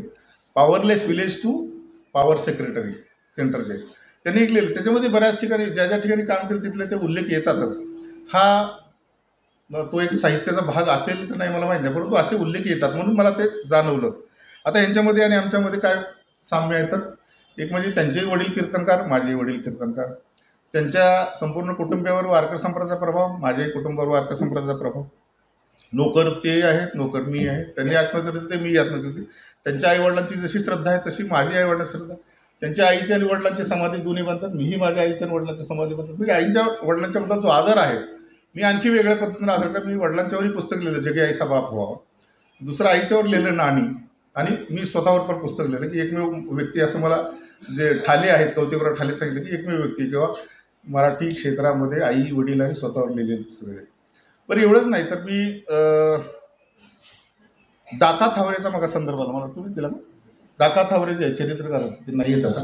दाका थावरेंचा मला हे साधारणतः 20 वर्षापूर्वी असा संदर्भ आला. त्यावेळी ते मला वाटतं असावेत ते. त्यांनी अनेक चरित्र लिहिली. त्याच्यामध्ये एडशीचे जे भगवान भाऊ एडशीकर आणि रामकृष्ण भाऊ एडशीकर आहेत यांच्याबद्दल माझ्या वडिलांना लिहायचं होतं कारण ते त्यांचे गुरु होते. आणि त्यावेळेस मी फार काय असं लिहित नव्हतो, त्यामुळे त्यांना माझ्यावर विश्वास नव्हता. त्यांना स्वतः लिहायची इच्छा होती कारण गुरूंच्या ऋणातून कुठंतरी मुक्त होण्याचा तो एक प्रयत्न होता. आणि त्यावेळेस ते दाका थावरेंना ते म्हटले की ते सोलापूरला राहतात आणि त्यांना आपल्याला भेटायचं आहे. अर्थात भेट झाली नाही, ते निघून गेले, माझे वडीलही निघून गेले. आणि त्यानंतर मी मात्र त्यांची जी अतृप्त इच्छा आहे ती मी पूर्ण करण्याचा प्रयत्न केला. ते दाका थावरेने लिहिलेले जे त्यांनी रामकृष्ण भाऊ आणि भगवान भाऊंच्याबद्दल त्याचे संदर्भ घेतले, काही त्यांनी वडिलांनी जमा केलेली माहिती घेतली आणि त्याच्यावर वडिलांच्यावर तर पुस्तक लिहिलं पण वडिलांच्या गुरूंच्यावर पुस्तक लिहिलं होतं. त्यामुळे मला दाखवतावर यांचा संदर्भ. ते शिकलगर जे आहे ते शिकलगर आमच्याही गावात आहेत काय, त्याच्यामुळे तेही कुठंतरी साम्य आलं. मगाशी सांगितलं सुरवसे साहेबांचं लग्न आणि आमचं एकाच दिवशीच लग्न आहे, असे बरेचसे साम्य आढळतात. आणि मला असं वाटतं की मी तुमच्याच कुटुंबातला कुठंतरी सदस्य असावं असं एक मला आतून जाणवत होतं ते. आता यामध्ये जे काही सूचना आहेत काही, म्हणजे जे मगाशी सांगितलं की एक म्हणजे सिक्वेन्स जो आहे तो सिक्वेन्स मेंटेन केला तर आणखी त्यातली मजा आली, म्हणजे जसं घटना घडत जातात तसतशा आपल्याला लक्षात आले असतात. मध्ये मध्ये कन्फ्युजन होतं ते वाचत असताना. हे मी लिहून घेतलं त्याच्यामुळे मला ते थोडंसं जस्टिफाय करण्याचा प्रयत्न करतो. आणि प्रेमाच्या ओघामध्ये म्हणजे इतक्या लोकांचं ते सज्जनता दाखवलेली आहे की त्यामध्ये म्हणजे त्यांचा जो दृष्टिकोन आहे तो वारंवार असा जाणवतो की त्यामध्ये सगळीच लोक चांगले आहेत. त्यांचा चष्मा अत्यंत स्वच्छ आहे, त्यामुळे सगळ्यांकडे बघण्याचा दृष्टिकोन तो त्या पंचसूत्रीतूनच बघत राहतात. आणि त्यांनी त्यांच्या आयुष्यामध्ये खूप लोकांचं सेवा केली, भलं केलं, शेतकऱ्यांचं भलं केलं. त्यांनी जी काम केलं ते अत्यंत चांगलं केलं. आणि वयाच्या 92व्या वर्षी कसलीही अपेक्षा त्यांच्या ह्याच्याकडून दिसत नाही. त्यांच्या सगळ्याच मंडळी जी आहेत ती त्यांना प्रेम लाभतं आहे त्यांच्या ह्याच्यावर. हे जे त्यांचं 92 वर्ष ते आणखी मला वाटतं त्यांनी 16 वर्ष जगावं, म्हणजे 108 महिन्याची माळ जी आहे ती नक्कीच ते पूर्ण करतील असं मी पांडुरंगाच्या चरणी प्रार्थना करतो. आणि त्यांच्यासाठी एक जो अभंग आहे तुकारामाचाच अभंग त्यांनी संपवतो. कारण कसं असतं की एक म्हटलं जातं सगळ्या साहित्यिकाचा अनुभव होतो. अंतरीचे धावे स्वभावे बाहेरी अवरिता परी आवरणा, ही साधारणतः साहित्यामध्ये आतली उर्मी बाहेर येण्यासाठी.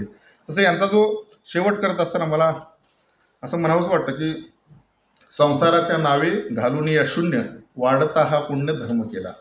हरिभजने हे धवळिले जग चुकविला लाग कळी काळांचा. कोणाही नलगे साधनाचा पांग करणे केला त्याग देहबुद्धी. तुका म्हणे सुख समाधी हरिकथा नेने भवव्यथा गाईल तो. हा साधारणतः काल परवाच बीज झाली मागच्या 3-4 दिवसापूर्वी. तुकारामांना हा शेवटच्या क्षणी तो अभंग भेटला आणि त्यामध्ये त्यांना तेच जाणवलं की हे जे शेष आहे ते मी संपवतोय, मी पूर्ण करतोय. तसं त्यांच्याकडूनही 108 वर्ष तरी मिनिमम त्यांना आयुष्य मागतो आणि मी थांबतो. धन्यवाद. धन्यवाद सर. अतिशय सुंदर विवेचन सरांनी केलं, ज्यामुळं हे पुस्तक पूर्ण वाचावं अशी आपल्या सर्वांच्या मनामध्ये उत्कंठा निर्माण झाली असेलच. आता माननीय रवींद्र पोखरकर सरांनी मी विनंती करतो आपण मनोगत व्यक्त करावं, पण त्याआधी त्यांच्याबद्दल लेखक पांडुरंग वल्लभ जाधव 1-2 मिनिटात बोलणार आहेत.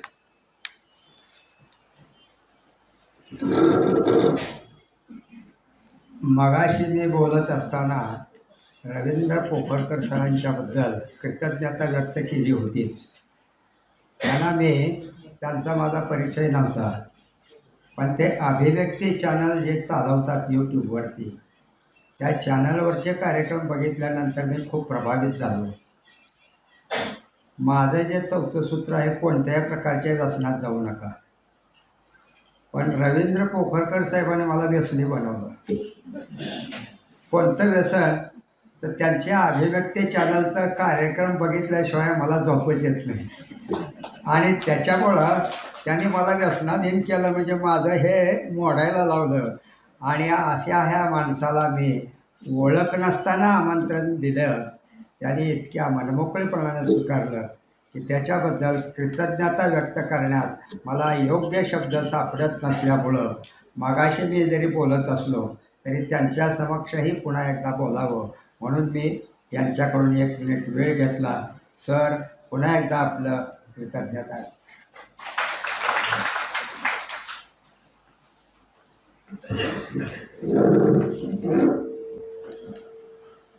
ते खरं आहे जाधव साहेब बोलले ते 350-400 किलोमीटर प्रवास करून यायचा. माझी बायको पण आले माझ्याबरोबर. ती म्हटली तुम्ही असं कधी करत नाही, तुमचा अजिबात परिचय नाही आणि अशा व्यक्तीच्या कार्यक्रमाला तुम्ही चालले. मी म्हटलं की 91-92 वर्षाची एक व्यक्ती कोणताही परिचय नसताना आपल्याला फोन करते आणि आपल्याला सांगते की माझं जे आत्मकथन आहे त्याच्या कार्यक्रमाला तुम्ही यायला हवं. ती जी एक साध होती ती हृदयातून आलेली होती आणि ती कुठेतरी इथपर्यंत पोहोचली. मी म्हटलं 800 किलोमीटर प्रवास मला मान्य आहे, परंतु आपण जायचं आणि तसं पोहोचलो. सकाळी थोडं पंढरपूरला गेलो, म्हटलं जवळ आले दर्शनाला जाऊ आणि त्याच्यामुळे गर्दीमुळे थोडासा उशीर झाला यायला. मी दिलगिरी व्यक्त करतो. सन्माननीय विनायकदादा पाटील, बेळेसाहेब आता निघालेले आहेत, लोखंडे साहेब आहेत, कुलकर्णी साहेब आहेत, सगळेच मंचावरील मान्यवर. एक बरं झालं की बेळेसाहेब माझ्या आधी बोलले, मी ते वाचलं आधी की ते ज्येष्ठ साहित्यिक आणि लेखक वगैरे आहेत, तर त्यांच्या आधी मला बोलायला मिळालं. परंतु बरं आता नंतर असं वाटतं की ते आधी बोलले ते बरं झालं, कारण पुस्तकाविषयी त्यांनी इतकं सुंदर रसग्रहण केलं आणि सविस्तर बोलले की मला आता त्याविषयी बोलण्याची काही गरज नाहीये. निवेदन जे करतायत त्या सरांनी उल्लेख केला मगाशी, म्हणून एक छोटासा खुलासा फक्त करायला लागतो, कारण 300च्या वर व्हिडिओ बनवलेत मी वेगवेगळ्या विषयांवर. त्यातल्या 100 व्हिडिओवरनं वाद झाले, परंतु ते चांगल्या अर्थाने झाले, त्याच्यावर चर्चा झाली. हा जो व्हिडिओ बनवला ज्याचा त्यांनी उल्लेख केला त्याच्यातनं थोडेसे गैरसमज निर्माण होण्याचा प्रयत्न झाला. मी स्वतः वारकरी संप्रदायातून येतो, माझे आईवडील माळकरी आहेत. माझ्या वडिलांनी आयुष्याच्या उत्तरार्धात आळंदी पंढरपूरची वारी कधी सोडलेली नव्हती.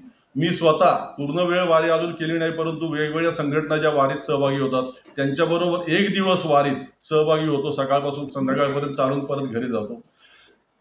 अस्वस्थता मनात होती, ती वेगवेगळ्या कारणांनी होती. आणि कीर्तनकारांनी, प्रवचनकारांनी राजकीय भूमिका घ्यावी का, तर जरूर घ्यावी. लोकशाहीने प्रत्येकाला अधिकार दिलेला आहे. माझा वाद इतक्यापुरता मर्यादित होता की तुम्ही राजकीय भूमिका मांडताना राजकीय व्यासपीठावर जाऊन मांडा. तुम्ही कीर्तन प्रवचन करताना ते मध्येच थांबवून किंवा ते संपता अमुक एका पक्षाला मतदान करा हे सांगणं चुकीचं आहे. ते तुम्ही अध्यात्माचा गैरवापर करता. तुम्ही कोणत्याही पक्षाबाबत भूमिका घ्या, पण त्या पक्षाच्या राजकीय सभांमध्ये जाऊन तुम्ही भूमिका मांडा, माझं काही म्हणणं नाही. बाकी मग कीर्तनाचा जो बाजार मांडलाय, तुकाराम महाराजांनी काय सांगितलंय, जिथे जाल तिथे पाणी पिऊ नका, पैसे घेणं ही तर लांबची गोष्ट, ते तर आपण बघतो आता लाखांच्या सुपाऱ्या वगैरे, ती सगळी अस्वस्थता त्या व्हिडिओमध्ये मांडली. आणि वारकरी संप्रदायातले एक अतिशय तज्ज्ञ ज्यांचं आदराने नाव घेतलं जातं त्या दिनकर शास्त्री भुकेलेंची मी मुलाखत घेतली त्यात, आणि त्यांनी ते सविस्तर ती भूमिका मांडलेली आहे. माझ्या भूमिकेला त्यांनी अनुमोदन दिलेलं आहे. तरी भारतीय जनता पार्टीच्या त्या IT सेलच्या काही लोकांनी माझ्यावर गुन्हे दाखल केले, धार्मिक भावना दुखावल्या वगैरे. मी धर्माविषयी काहीच बोललो नव्हतो. मी ज्या संप्रदायाचा भाग आहे त्या संप्रदायातल्या काही अनिष्ट बाबींवरती मी बोललो होतो. त्यामुळे धार्मिक भावना दुखावल्याचं ते कलम वगैरे, पण आता आजच्या काळामध्ये काही होऊ शकतं, असो, तो विषय वेगळा आहे. तर अतिशय प्रांजळ असं आत्मकथन आहे जाधव साहेबांचं, आणि बेळेसाहेब म्हणून त्याच्यात भरपूर बोललेले आहे, त्यामुळे मला त्याच्यात काही बोलायचं नाही. आणि फार मनाला भिडणारं असं आत्मकथन आहे. ज्या ज्या व्यक्तिरेखा त्यांच्या आयुष्यात आल्या, जी माणसं आलेत, विशेषतः विनायकदादा पाटील आणि लोखंडे साहेब, त्या सगळ्यांविषयी त्यांनी अगदी आतून लिहिलेलं आहे, भरभरून लिहिलेलं आहे. त्यांच्या कुटुंबाविषयी भरभरून लिहिलेलं आहे. त्यांना जे आध्यात्मिक ज्या प्रचिती आल्यात, ज्या प्रकारचे दाखले त्यांना जीवनामध्ये अनुभवायला मिळाले त्याविषयी त्यांनी लिहिलं आहे. कोणाला ते अतिशयोक्तीपूर्ण वाटू शकेल, कोणाला ती थोडीशी अंधश्रद्धा वाटू शकेल, परंतु त्यांनी ते अगदी निर्लसपणे जे त्यांना प्रचिती आली ते त्यांनी लिहिलं आहे आणि सत्य लिहिण्याचा प्रयत्न केला आहे. आत्मकथन किंवा आत्मचरित्र लिहिताना बहुतांश मंडळी आपल्या त्रुटी, आपल्याकडनं झालेल्या चुकांवरती पांघरून टाकण्याचा प्रयत्न करतात, स्वतःचं उदात्तीकरण करण्याचा प्रयत्न करतात, परंतु जाधव साहेबांनी ते कुठेही केल्याचं आपल्याला दिसत नाही. जे आहे जे तसंच्या तसं त्यांनी मांडण्याचा प्रयत्न केला. आणि म्हणून ते पुस्तक वाचताना सुद्धा अतिशय म्हणजे अलीकडच्या काळामध्ये वेगवेगळ्या कारणांनी वाचनामध्ये एकाग्रता होत नाही आपल्याला, आणि त्या मोबाईलमुळे तर सगळा सत्यानाश झालेला आहे. परंतु तरीसुद्धा ते आत्मकथन वाचायला घेतल्यानंतर संपेपर्यंत व्यवस्थित त्याच्यामध्ये एकाग्र होता आलं. इतक्या प्रामाणिकपणे त्यांनी ते मांडलेलं असल्यामुळे हे घडलं असं मला वाटतं. काय बोलू, म्हणजे मला यापेक्षा अधिक काय बोलायचं नाही आहे. तुम्ही बोलवलं या इतक्या महत्त्वाच्या कार्यक्रमाला, माझ्या दृष्टीने हा मोठा बहुमान आहे. मी तुमचा आभारी आहे. धन्यवाद. धन्यवाद सर. यानंतर ॲडव्होकेट धनंजय माने सरांना विनंती करतो आपण आपले विचार व्यक्त करावेत.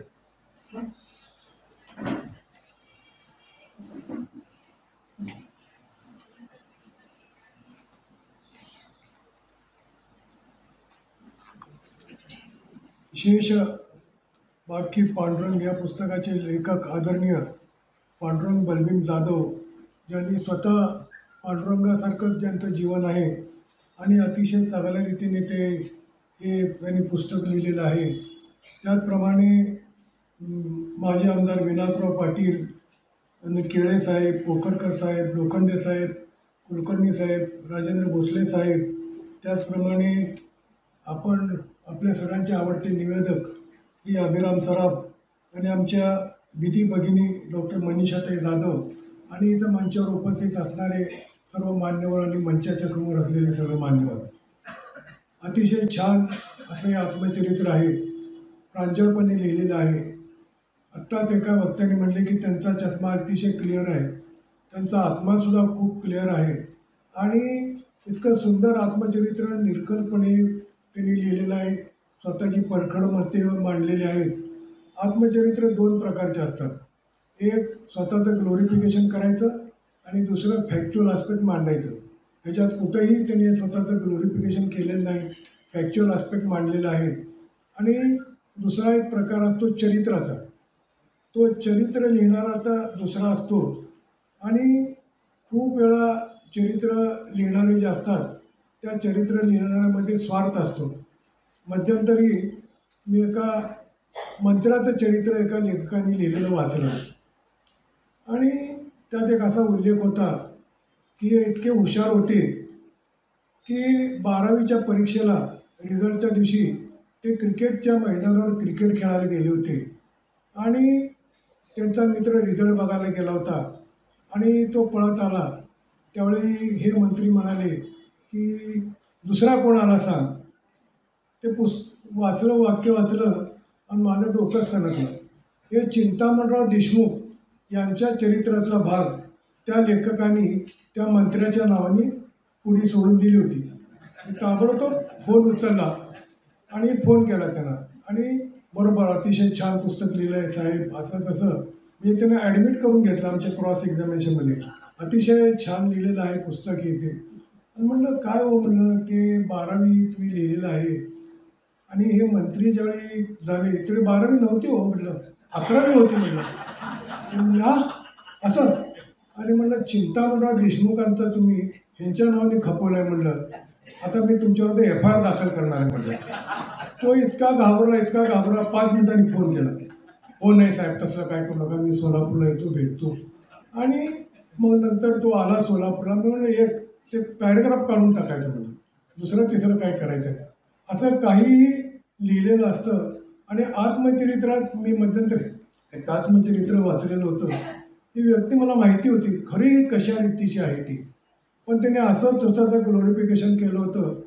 मग मला एकदा गाठ पडली ते वाटेत. म्हणलं हे चरित्र तुमचंच आहे का हो म्हणलं. का हो आबासाहेब असं का म्हणतात. आणि मला म्हटलं दुसऱ्याचं कोणाचं ते लिहिलेलं आहे का. पण हे आपल्या पांडुरंगराव जाधव साहेबांनी अतिशय सुंदर असं हे चरित्र लिहिलेलं आहे, आत्मचरित्र लिहिलेलं आहे. अतिशय निरपेक्षपणे लिहिलेलं आहे आणि त्यांचा जो अतिशय दृष्टिकोन जो आहे हे मला खूप भावला. त्यांची एक चुलत पुतणी होती आणि ती तरुणपणी विधवा झाली होती आणि तिचा पुनर्विवाह करण्यासाठी जाधव साहेबांनी खूप कष्ट घेतलेले होते आणि तो पुनर्विवाह करायला लावला आणि त्यांच्या पुतणीचं पुढं कल्याण झालं. आता लक्षात घ्या आपल्या बहुजन समाजामध्ये पुनर्विवाह करणं हे किती अवघड आहे आणि हे जाधव साहेबांनी केलं. त्यांनी पहिल्यांदा वडिलांना सांगितलं, वडील म्हणले अरे ते चिडतील, भाऊ चिडतील, पण त्यांनी चिकाटीने हे काम केलं. दुसरं म्हणजे पांडुरंगराव जाधव साहेबांची अतिशय सूक्ष्म अशी एक हे आहे ऑब्झर्वेशन कपॅसिटी. ते ज्यावेळी विनायकराव पाटलांकडे मुंबईला गेलेले होते ते बघितलं त्यांनी. 10-12 गावचे लोक आले होते आणि विनायकराव पाटील हे सगळ्यांचा पाहुणचार करत होते आणि बिल स्वतः देत होते. त्यावेळी जाधव साहेबांनी त्यांना विनायकरावांना विचारलं, अहो आम्ही बघतो पुढारी लोक असं करतात आणि दुसऱ्याकडनं येतात आणि तुम्ही स्वतःच पैसे भरताय. तर विनायकराव पाटलांचं उत्तर होतं, मी त्यांच्या घरी जातो त्यावेळी ते माझा पाहुणचार करतात आणि आता माझं हे कर्तव्य त्यांचा पाहुणचार करणं. आणि हे वाचत असताना मला एक आमच्या वकील मित्रांनी सांगितलेला किस्सा आठवला. एका आमदाराबरोबर ते एका ठिकाणी गेले होते आणि त्यांचा ओवाळणीचा कार्यक्रम झाला आणि ओवाळणी झाल्यानंतर ते आमदार आमच्या मित्रांना म्हणले एक 500 रुपयाची नोट काढली. म्हणजे ओवाळणी देताना सुद्धा दुसऱ्याच्या खिशातून द्यायचे असे सध्याचे दिवस आणि त्यावेळी हे समज दिसून येतं. त्याप्रमाणे गणपतराव देशमुखांबद्दल त्यांनी आदराने लिहिलेलं आहे की ते कोरडवाडीला यायचे, कृषी मंत्री होते आणि स्वतःचं बिल स्वतः द्यायचं आणि त्याच प्रकरणामध्ये दुसऱ्या एका मंत्र्याबद्दल लिहिलेलं आहे की गोटावळा आणायचा आणि मग भरपूर खर्च होत होता.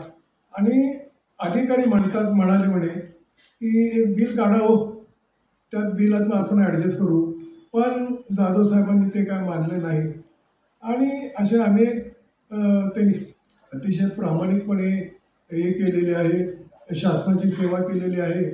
आणि त्यामुळे आणि त्यांनी त्यातला एक गुरुदेव रानडेंच्याबद्दलचा उल्लेख आहे.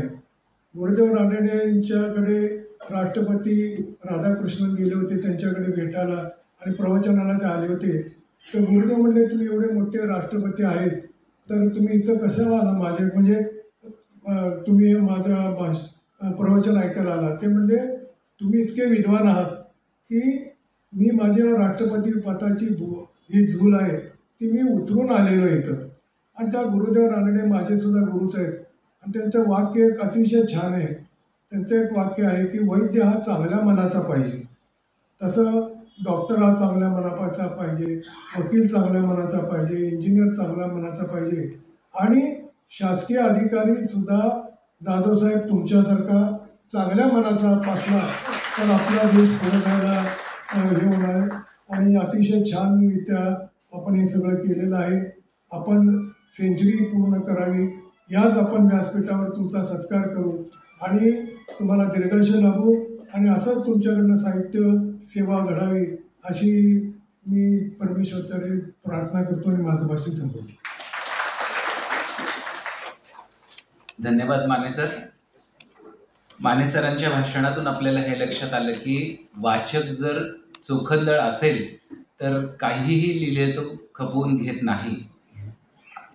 अतिशय सुंदर विचार आपण व्यक्त केले. चष्मा जर स्वच्छ असेल आणि आत्मा जर शुद्ध असेल तर निश्चितच पारदर्शी लिखाण आपल्याकडून होऊ शकतं, हेच सरांनी सांगितलं.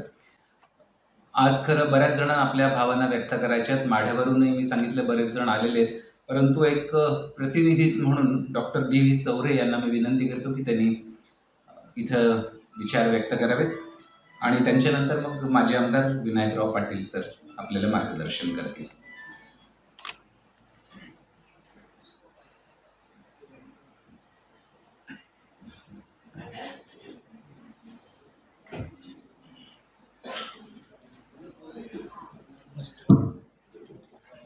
आदरणीय विचारपीठ, खूप वेळ झालेला आहे. आम्ही माहेरची माणसं आहोत आणि माहेरच्या माणसांना अधिकार आहे. चहाच्या कपामध्ये जर बिस्किट टाकलं आणि जर थोडा वेळ झाला तर ती संधी निघून जाते. तसं मी सराफ सरांना निरोप दिला की मी माहेरचा आहे आणि सासरचा पण आहे.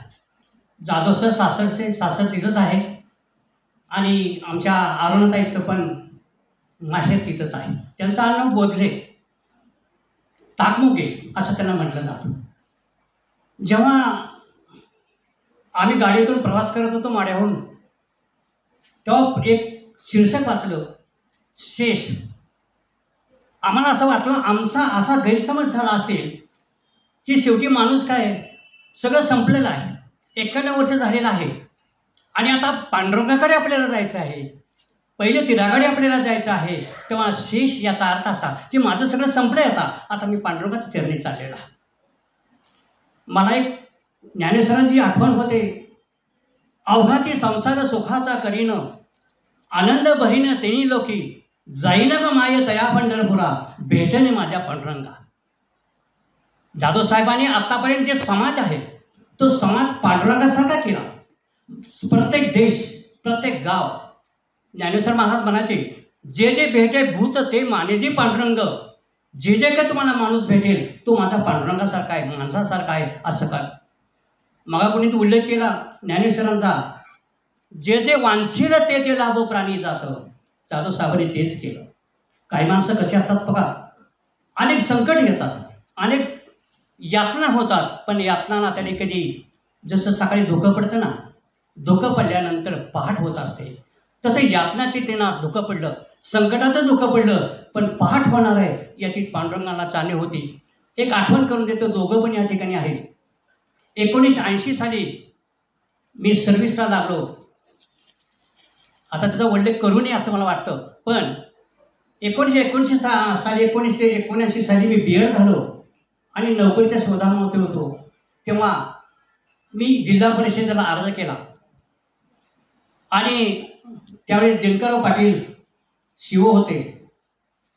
तेव्हा माझी शिफारस केली. माझं सगळं होतं पण थोडी शिफारस लागते, शेवटचा 1% म्हणून पांडुरंग सरांनी, आता त्यांना आठवण्याला माहीत नाही, पण पांडुरंग जाधव सरांनी शिवना सांगितलं दिनकर पाटला हा मुलगा फार चांगला आहे, त्याला तुम्ही घ्या.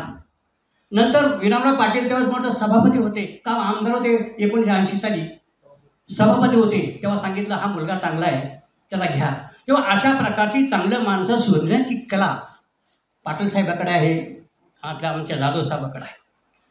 असं म्हणतात आईचा उल्लेख कोणी केलेला नाही. आतापर्यंत सगळ्यांची भाषणे मी ऐकली पण आईचा मात्र उल्लेख कुठे केला नाही. असं म्हणतात जी डोळे वाटारून प्रेम करते तिला बहीण म्हणतात आणि डोळे मिठे प्रेम करते तिला आई म्हणतात. तेव्हा या आईचा उल्लेख होणं महत्त्वाचं आहे. बलभीम मला माहीत आहे, त्यांची आई मी पाहिलेली आहे. आणि दुसरं ज्यांचा उल्लेख करायला पाहिजे ते म्हणजे बायकोचा उल्लेख. बायकोचं कसं असतं माहिती आहे का? कप म्हणजे नवरा आणि बसी म्हणजे बायको. आपण चहा कपात घेतो आणि पोळल्यानंतर लगेच बसीमध्ये टाकतो. सगळी संकट माझ्या माऊलीने झेललेली आहेत, अरुणाने झेललेली आहेत आणि म्हणून मला त्यांचं कौतुक करा. आपण पेन बघा, एक उल्लेख फक्त 2च मिनटं घेतो. आपण हे टोपण बघा, वर टोपण असतं आणि खाली पेन असतो. आपण टोपण काढतो आणि पेन घेतो, टोपण तिथंच राहतं, पण ही खालची पेन म्हणजे माऊली ती सगळे लिहिते करते शाही शमते पण कुणाला काही म्हणत नाही. टोपण मात्र मिरवत असतं. म्हणून नवऱ्याने कितीतरी मिरवलं तर माऊली ही सगळ्यात महत्त्वाची असते, ही आपण जाणून ठेवली पाहिजे. तेव्हा पुन्हा एकदा तुम्ही मला बोलण्याची संधी दिली, कारण मी हिसकावून एका घेतलेली आहे. कारण मी परत एकदा सांगतो की माहेरचं माणसं खूप महत्त्वाचं असतं. अहो कुत्रं जर दारात आलं ना त्या कुत्र्याला हाड बनावं लागतं त्या माहेरच्या. मी तर माहेरचा माणूस आहे, सासरचा माणूस आहे आणि म्हणून मी मुद्दाम या ठिकाणी बोललो. माड्याची सगळी माणसं माझ्या ठिकाणी आलेली आहेत. तेव्हा आम्हाला कौतुक वाटलं अशा माणसाचं की माझ्या गावातला, माझ्या मातीतला, ज्या मातीला माढ्याकराच्या मातीला त्यांनी सुगंध प्राप्त करून दिला, ते जाधव साहेबांचा काळ जायचं म्हणजे जावं. मला डॉक्टरने सांगितलं होतं माझं बायपास झालेलं आहे. बायपास झालं तर डॉक्टर म्हणजे बोलायचं नाही, कधीच बोलायचं नाही, 1 वर्ष तरी बोलायचं नाही. पण मला वाटलं नाही, माझा जाधव साहेब आहे, माझा पांडुरंग आहे, माझ्या पांडुरंगाबद्दल बोललंच पाहिजे आणि म्हणून माड्यावरून खास आम्ही हातपाय धरून लोक आले आहेत. धन्यवाद. सर थांबा. सरांनी आत्ताच सांगितलं की सर माहेरचे आहेत, तेव्हा या मंगलप्रसंगी माहेरचं आहेर पण करणं गरजेचं आहे. मी चौरे सरांना विनंती करतो की लेखकाचा त्यांनी सत्कार करावा. Doctor DV. चौरे सरांना विनंती, आजचे लेखक पांडुरंग बलभीम जाधव यांचा त्यांच्या हस्ते आपण सत्कार करतो. संपूर्ण माढेकरांच्या वतीनं, माढ्याचे जेवढे इथं आलेले आहेत रसिक, त्या सर्व साहित्यप्रेमी रसिकांच्या वतीनं चौरे सर त्यांचा सत्कार करतात. एकच मिनिट. हाजीराम सर आपल्या ठिकाणी आलेले आहेत, बरेच दिवसाने भेटलेले आहेत. मला 2007 साली महाराष्ट्रात पुरस्कार मिळाला आणि त्यांनी मुलाखत घेतली होती. त्यांना माहिती नाही मॅडम, पण त्यांच्या स्टुडिओमध्ये त्यांनी मुलाखत घेतली. त्यांना दर्शन त्यांचं आज झालेलं आहे. धन्यवाद.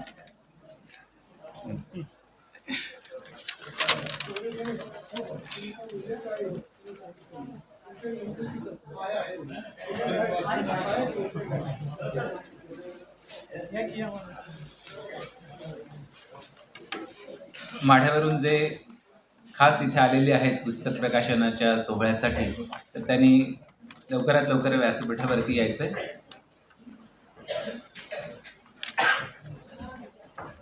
आज आपल्या सर्वांच्या उपस्थितीमध्ये पांडुरंग बलभीम जाधव यांचा सत्कार आपण करतो आहोत.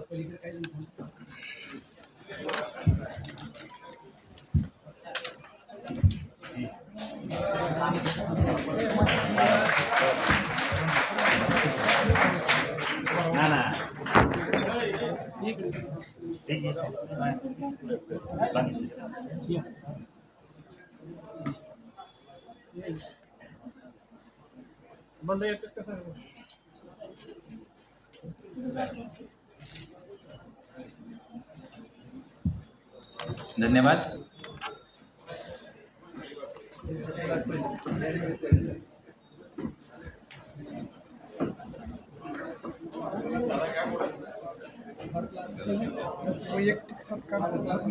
बाकी वैयक्तिक सत्कार आपण नंतर करूया. आता माननीय डॉक्टर मनीषा जाधव यांचा सत्कार आपण करणार आहोत.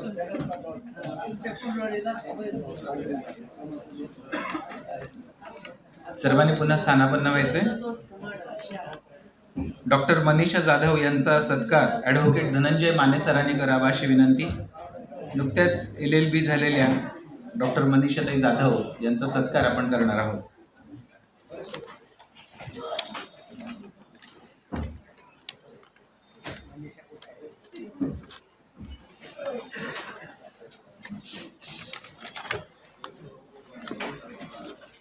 शेष बाकी पांडुरंग हे जे पुस्तक आहे त्याची मूळ किंमत 501 रुपये, पण आज खास प्रकाशनानिमित्त हे पुस्तक आपल्याला 350 रुपयाला बाहेर उपलब्ध आहे. आवर्जून हे पुस्तक आपण घेऊन वाचावं अशी विनंती. डॉक्टर मनीषा जाधव यांचा सत्कार ॲडव्होकेट धनंजय माने सरांच्या हस्ते होतोय.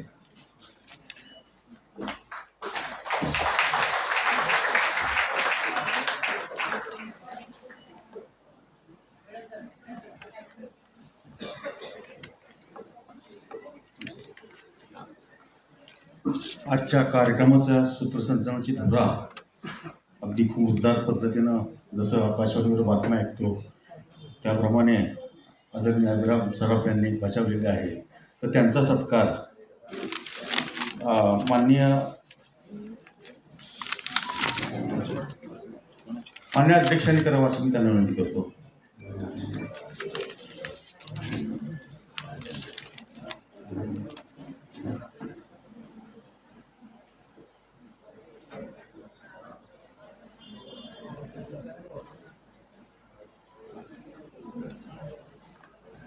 आकाशवाणीवरून ते शिवानिवृत्त झालेले आहेत, परंतु दररोज त्यांचा आवाज संपूर्ण सोलापूर जिल्हाभर आपण ऐकत आहोत आणि आज ते सूत्रसंचालनासाठी उपलब्ध झाले. खरोखरच आमच्या दृष्टीने एक नशिबाची बाब असेल. धन्यवाद.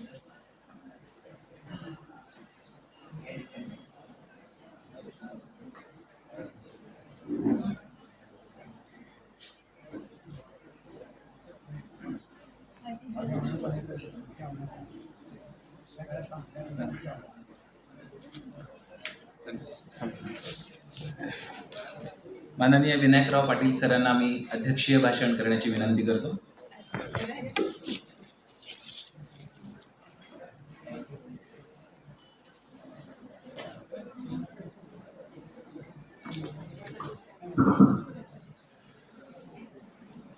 जाधव साहेबांचे आत्मकथन लिखित शेष बाकी पांडुरंग प्रकाशन सोहळ्याचे उद्घाटक या जिल्ह्याचे ज्येष्ठ विधिज्ञ आमचे मित्र मानेसाहेब, याकरता या ठिकाणी उपस्थित असणारे सर्व आता साहित्यिक मंडळी ती आणि इथून लांबून आले त्यांचं ऐकण्याकरता खरं वास्तविक वेळ आम्हाला पाहिजे जास्त, पण ते थोडक्यात संपवलं.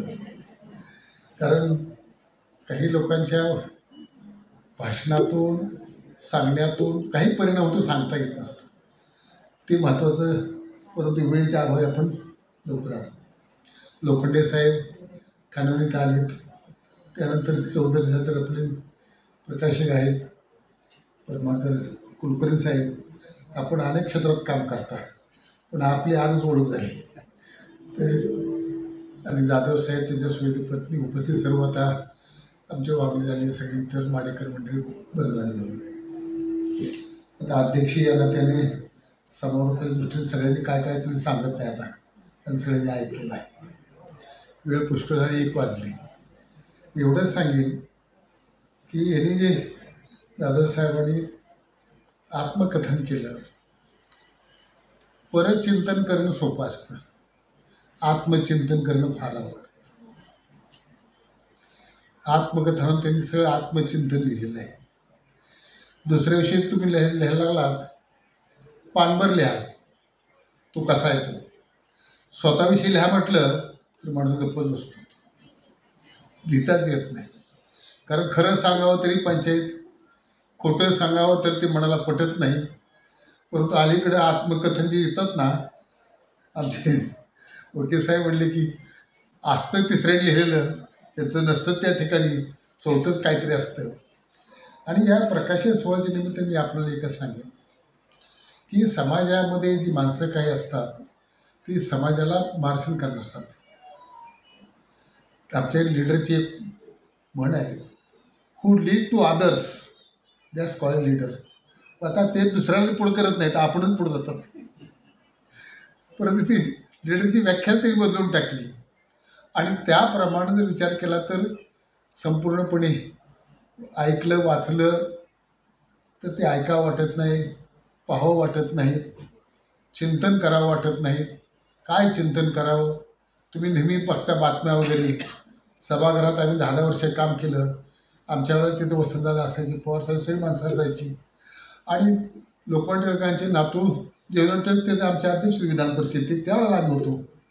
कोणाविषयी बोलताना करताना आत्मीयतेने बोलणं मी रोज असलं.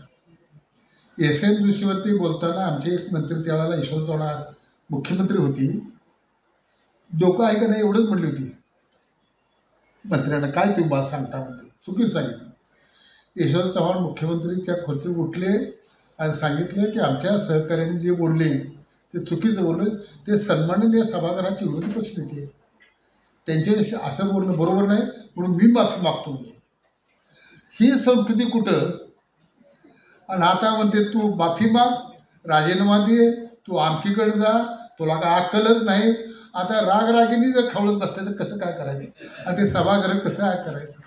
आणि म्हणूनसाठी या प्रशासन ह्याच्यामध्ये समाजामध्ये ज्याला आपण म्हणतो की सामाजिक नैतिक मूल्याचीच घसरण झाली, त्यात कुठलं क्षेत्र काय राहिलं नाही. आशेचा किरण कुठं पाहायचा, कुणाकडे पाहायचा?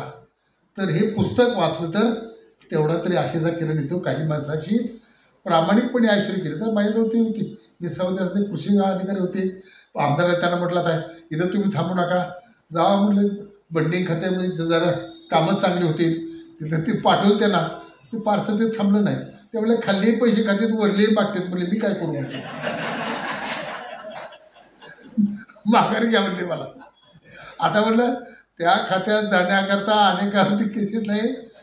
आता ते आकडे लाखाने अपॉइंटमेंट करण्याकरता ह्यांना एक पैशाचे म्हणले गेले नाहीत, कधी प्रामाणिकपणे राहतात, पैसे खात नाहीत, चांगलं खातं होईल. पण ते म्हणले मीच बिघडून जायचो म्हणले, त्याविषयी मी माघारी येतो म्हणले. म्हणजे आता अशी जर खाती जाईल तर माझं काम कुठं करायचं, कशा प्रकारे करायचं? आणि म्हणूनसाठी आपण या ठिकाणी आलात. आता माणसं जाधवसाहेब म्हणले माणसं कशी येणार, काय करणार? आपल्याला गर्दीची आवश्यकता नाही. 2 माणसं दर्दी असावीत, ज्यांना त्याचं कळतं ती असावीत. ज्याला कळत नाही अशी आम्ही आणतो ट्रकनी भरून, जिपा भरून, काय 500 रुपये 400 रुपये देऊन त्या गर्दीला करायचं काय? आणि उशीर झाला निघून जातील का? वेळ संपली म्हणजे आमचं टायमिंग 11 ते 12 होतं म्हणजे. आणि मग असे झालं काय कर, आपल्याविषयी ज्यांचं स्नेह आहे, आपुलकी आहे, प्रेम आहे, आपल्यावरती कौटुंबिक संकट फार आली, परंतु ह्या सगळ्या लोकांनी आपला आधार दिला, त्यांच्यावर आपण राहिलो केलो, हे सगळं आपण चर्चा नेहमी करतोच, बोलतोच. प्रत्येक मला वाटतं 4 दिवसांचा फोन होत नाही असं कधी होत नाही. आणि त्या ठिकाणी पंचायत समितीमध्ये शिस्त लावण्याकरता माड्याची 2 माणसं, एक जाधवसाहेब आणि एस.आय. चौरे साहेब, ते ओएस होते. त्या ओएसनी या ठिकाणी इतकं चांगलं काम केलं की मला काय बघावंच लागत नव्हतं. इतकी चांगली माणसं प्रामाणिकाने. एकदा सांगायचं आता तुम्ही ह्यांचं बोल त्यांचं काय बोलता, एस.आय. चौरेंची पत्नी डॉक्टर वागळेच्या दवाखान्यात ॲडमिट होत्या आणि संध्याकाळी 8 वाजले काम करत बसलेत. मला कोणतं सांगितलं, मी गेलो म्हटलं आपल्या घरी माणसं आहेत हे लक्षात ठेवा की. म्हटलं 5 वाजले 8 वाजले म्हणजे नाही थोडं काम राहिले. पत्नी म्हणजे दवाखान्यात ॲडमिट आहे, माहिती आहे म्हणली मला, मी काय करणार, डॉक्टर काय करणार. म्हणजे कामाशी इतकी त्यांची एकनिष्ठपणा होता की त्या माणसामुळे ते ऑफिस सगळं चालायचं. तशी माणसं आता कुठं आहेत? आता साहेब जर असले तर शिपाई म्हणतो मला लवकर जायचं आहे, मी जातो पुढं, या किल्ल्या घ्या कुलूप लावून तुम्ही या. आणि जर साहेब काय म्हणले तर कायदे आम्ही असे केलेत की पहिल्या दिवशी म्हटलं असं की पुणे शेवट पण तो रिटायर झाला, बायकोला पेन्शन मिळेल तरी काढता येत नाही, काय करणार? म्हणजे ही अवस्था निर्माण झाली आहे. आणि म्हणून प्रशासकीय सेवेमध्ये ज्यांनी काम केलं ती माणसं चांगल्या प्रकारचे, त्यातले जाधव साहेब एक माझ्यात आलेले ते एक, आणि कलेक्टर रत्नागिरी गायकवाड एक. अजून ते 4-2 दिवसावर मला फोन करतात. लोखंड साहेब जिल्हा परिषद असताना मी आमदार होतो, त्यावेळेला जर समजा जिल्हा निवडणूक मिटिंग बोलली की अधिकारी माझ्याकडे यायची, कुणीतरी एखादा आमदार होतं ह्यांची बाजू घेणार मीच असायचो. कारण ह्या लोकांचा धंदा काय, अधिकाऱ्यावर बोलायचं आणि पण हप्ते गोळा करायचे. मी हे सगळं बघितलं, त्यानं म्हणजे असलं बोलायचं काय कारण नाही. चुकलं चूक म्हणा, बरोबर आहे बरोबर म्हणलं पाहिजे, परंतु हे अधिकारी या देशातले आहेत याची जाणीव असली पाहिजे. ते काय पाकिस्तानून आलेले नाही आणि त्यांच्यावरती वाटलं ते बोलणं हे बरं नाही. आणि आम्ही इथं सभागृहात बघतो कसे बोलतात, काय करतात, काय नाही काय नाही. अहो ते परमनंट आहेत, तुम्ही टेम्परेरी 5 वर्षाकरता बरका झालं तरी मध्येच जावं लागते, तरी आपण असलं बोलतो. ही जाणीवच नाही त्याला. आपण टेम्पररी आहोत, कायमचे नाही. आणि कायमचे कोण आहेत? सेक्रेटरी कायमचे आहेत, तिथे ऑफिसर कायमचे आहेत, त्यांना अभ्यास असतो, त्यांना विचार तुम्हाला उत्तर देता येत नाही. ही अवस्था तुमची आहे, तिथे कोणी पाहत नाही. एवढी मोठी आमची लायब्ररी आहे विधान भवनाची, कोणी त्याचं पुस्तक वाचत नाही, काय बघत नाही. आणि कुणाला जर विचारलं बाबा याच्याविषयी काय कायदा काय नाही काय माहीत नाही, आणि काल पास झालं की मी होतो पण मला माहीत नाही म्हणजे काय झालं ती, अशी म्हणणारी माणसं तिथे किती काय. आणि हा दोष कोणचा असेल तर मी शेवटचं एक सांगेन, लोकशाही जबाबदारी लोकांची आहे, राजशाही जबाबदारी राजाची, हुकुमशाही जबाबदारी हुकुमशाहीची, पण लोकशाही जबाबदारी लोकांची आहे. ज्या वेळा वेडवाकडं घडतं त्यावेळा लोकांनी पिटून टाकावं लागतं, आणि तीच जबाबदारी साहित्यिकाची आहे. फ्रेंच राज्यक्रांती वाचली, रशियन राज्यक्रांती वाचली, त्या क्रांतीमध्ये मोठा सहभाग साहित्यिकांचा. साहित्यिकांनी लिहिलं, लोकांनी ते वाचलं, पिटून उठल्यानंतर ते क्रांत्या झाल्या त्या. आणि क्रांती अशाच प्रकारची की रेडिमेडच्या मैदानावरती 16 जुलैला फ्रान्सला फाशी द्यावं लागली, पब्लिकनं दिलं, कारण इतका राजात बेचूट होता. आता काही करलं तर आम्हाला काहीच वाटत नाही, हे असंच चालतं, म्हणजे असंच चालतं.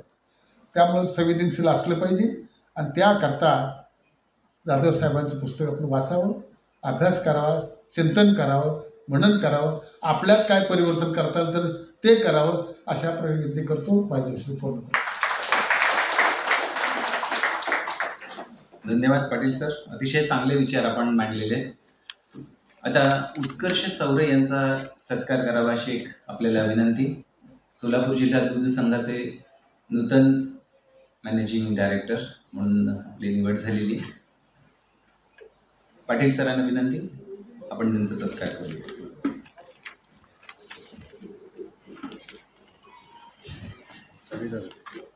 विक्री ग्रामस्थाच्या वतीने श्री पांडुरंग दादा यांच्या पाटील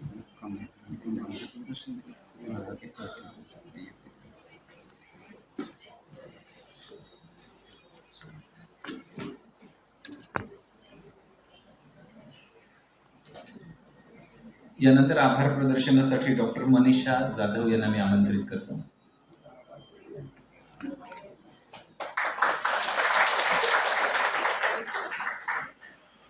आभार प्रदर्शनानं कार्यक्रमाची सांगता होणार आहे आणि कार्यक्रम संपल्यानंतर खालच्या बाजूला सगळ्यांसाठी स्नेहभोजनाची व्यवस्था करण्यात आलेली आहे. सर्वांनी भोजनाचा आस्वाद घेऊनच जा.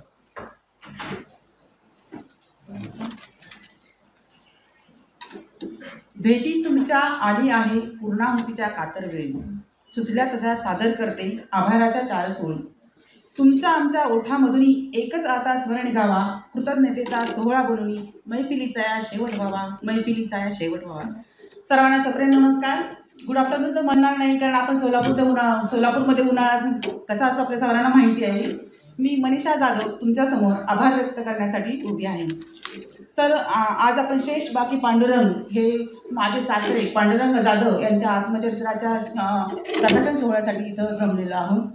त्या प्रकाशन सोहळ्यासाठी जे आपल्याला अध्यक्ष लाभलेले आहेत, सर्वप्रथम मी आजच्या कार्यक्रमाचे अध्यक्ष माननीय श्री विनायकरावजी पाटील साहेब यांचे आभार मानते.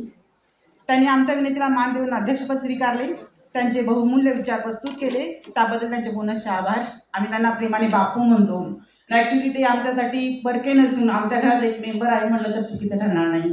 बापू, तुमचे खूप खूप आभार. त्यानंतर मी माननीय ॲडव्होकेट धनंजय माने यांचे आभार मानते. सर, तुमचा व्यस्त दिनचर्येतून वेळात वेळ काढून तुम्ही इथे आलात. आपल्या उपस्थितीने कार्यक्रमाची खरोखरच शोभा वाढली. तसेच आपले विचार ऐकण्याची संधी मिळाली, त्याबद्दल मी जाधव परिवाराच्या वतीने तुमचे खूप खूप आभार मानते. ते एक चालते बोलते ग्रंथालय असे म्हटलं तरी चुकीचं ठरणार नाही. धन्यवाद सर. त्यानंतर मी आजच्या कार्यक्रमाचे प्रमुख वक्ते, एडका कादंबरीचे लेखक, आत्मचरित्राचे लेखक डॉक्टर मुरली केळे यांचे आभार मानते. त्यांच्याबद्दल मी एवढंच म्हणेन, शिकवले तुम्ही आम्हा भाषा मनाची जाणावया, शिकवले तुम्ही आम्हा भाषा मनाची जाणावया, शब्द सारे पडती थिटे, शब्द सारे पडती थिटे, आभार तुमचे मानावया. त्यांना पुढे कार्यक्रम असल्यामुळे ते आता इथं नाही आहेत, पण ते आले, त्यांनी कार्यक्रमाची शोभा वाढवली, त्यावर त्यांचे खूप खूप धन्यवाद. आपण आमच्या विनंतीस मान देऊन आलात, इथे उपस्थित राहिलात, आपले अमृतमय विचारांचे विचारपुष्प आम्हाला ऐकण्याची संधी मिळाली, त्याबद्दल त्यांचे मनस्वी आभार.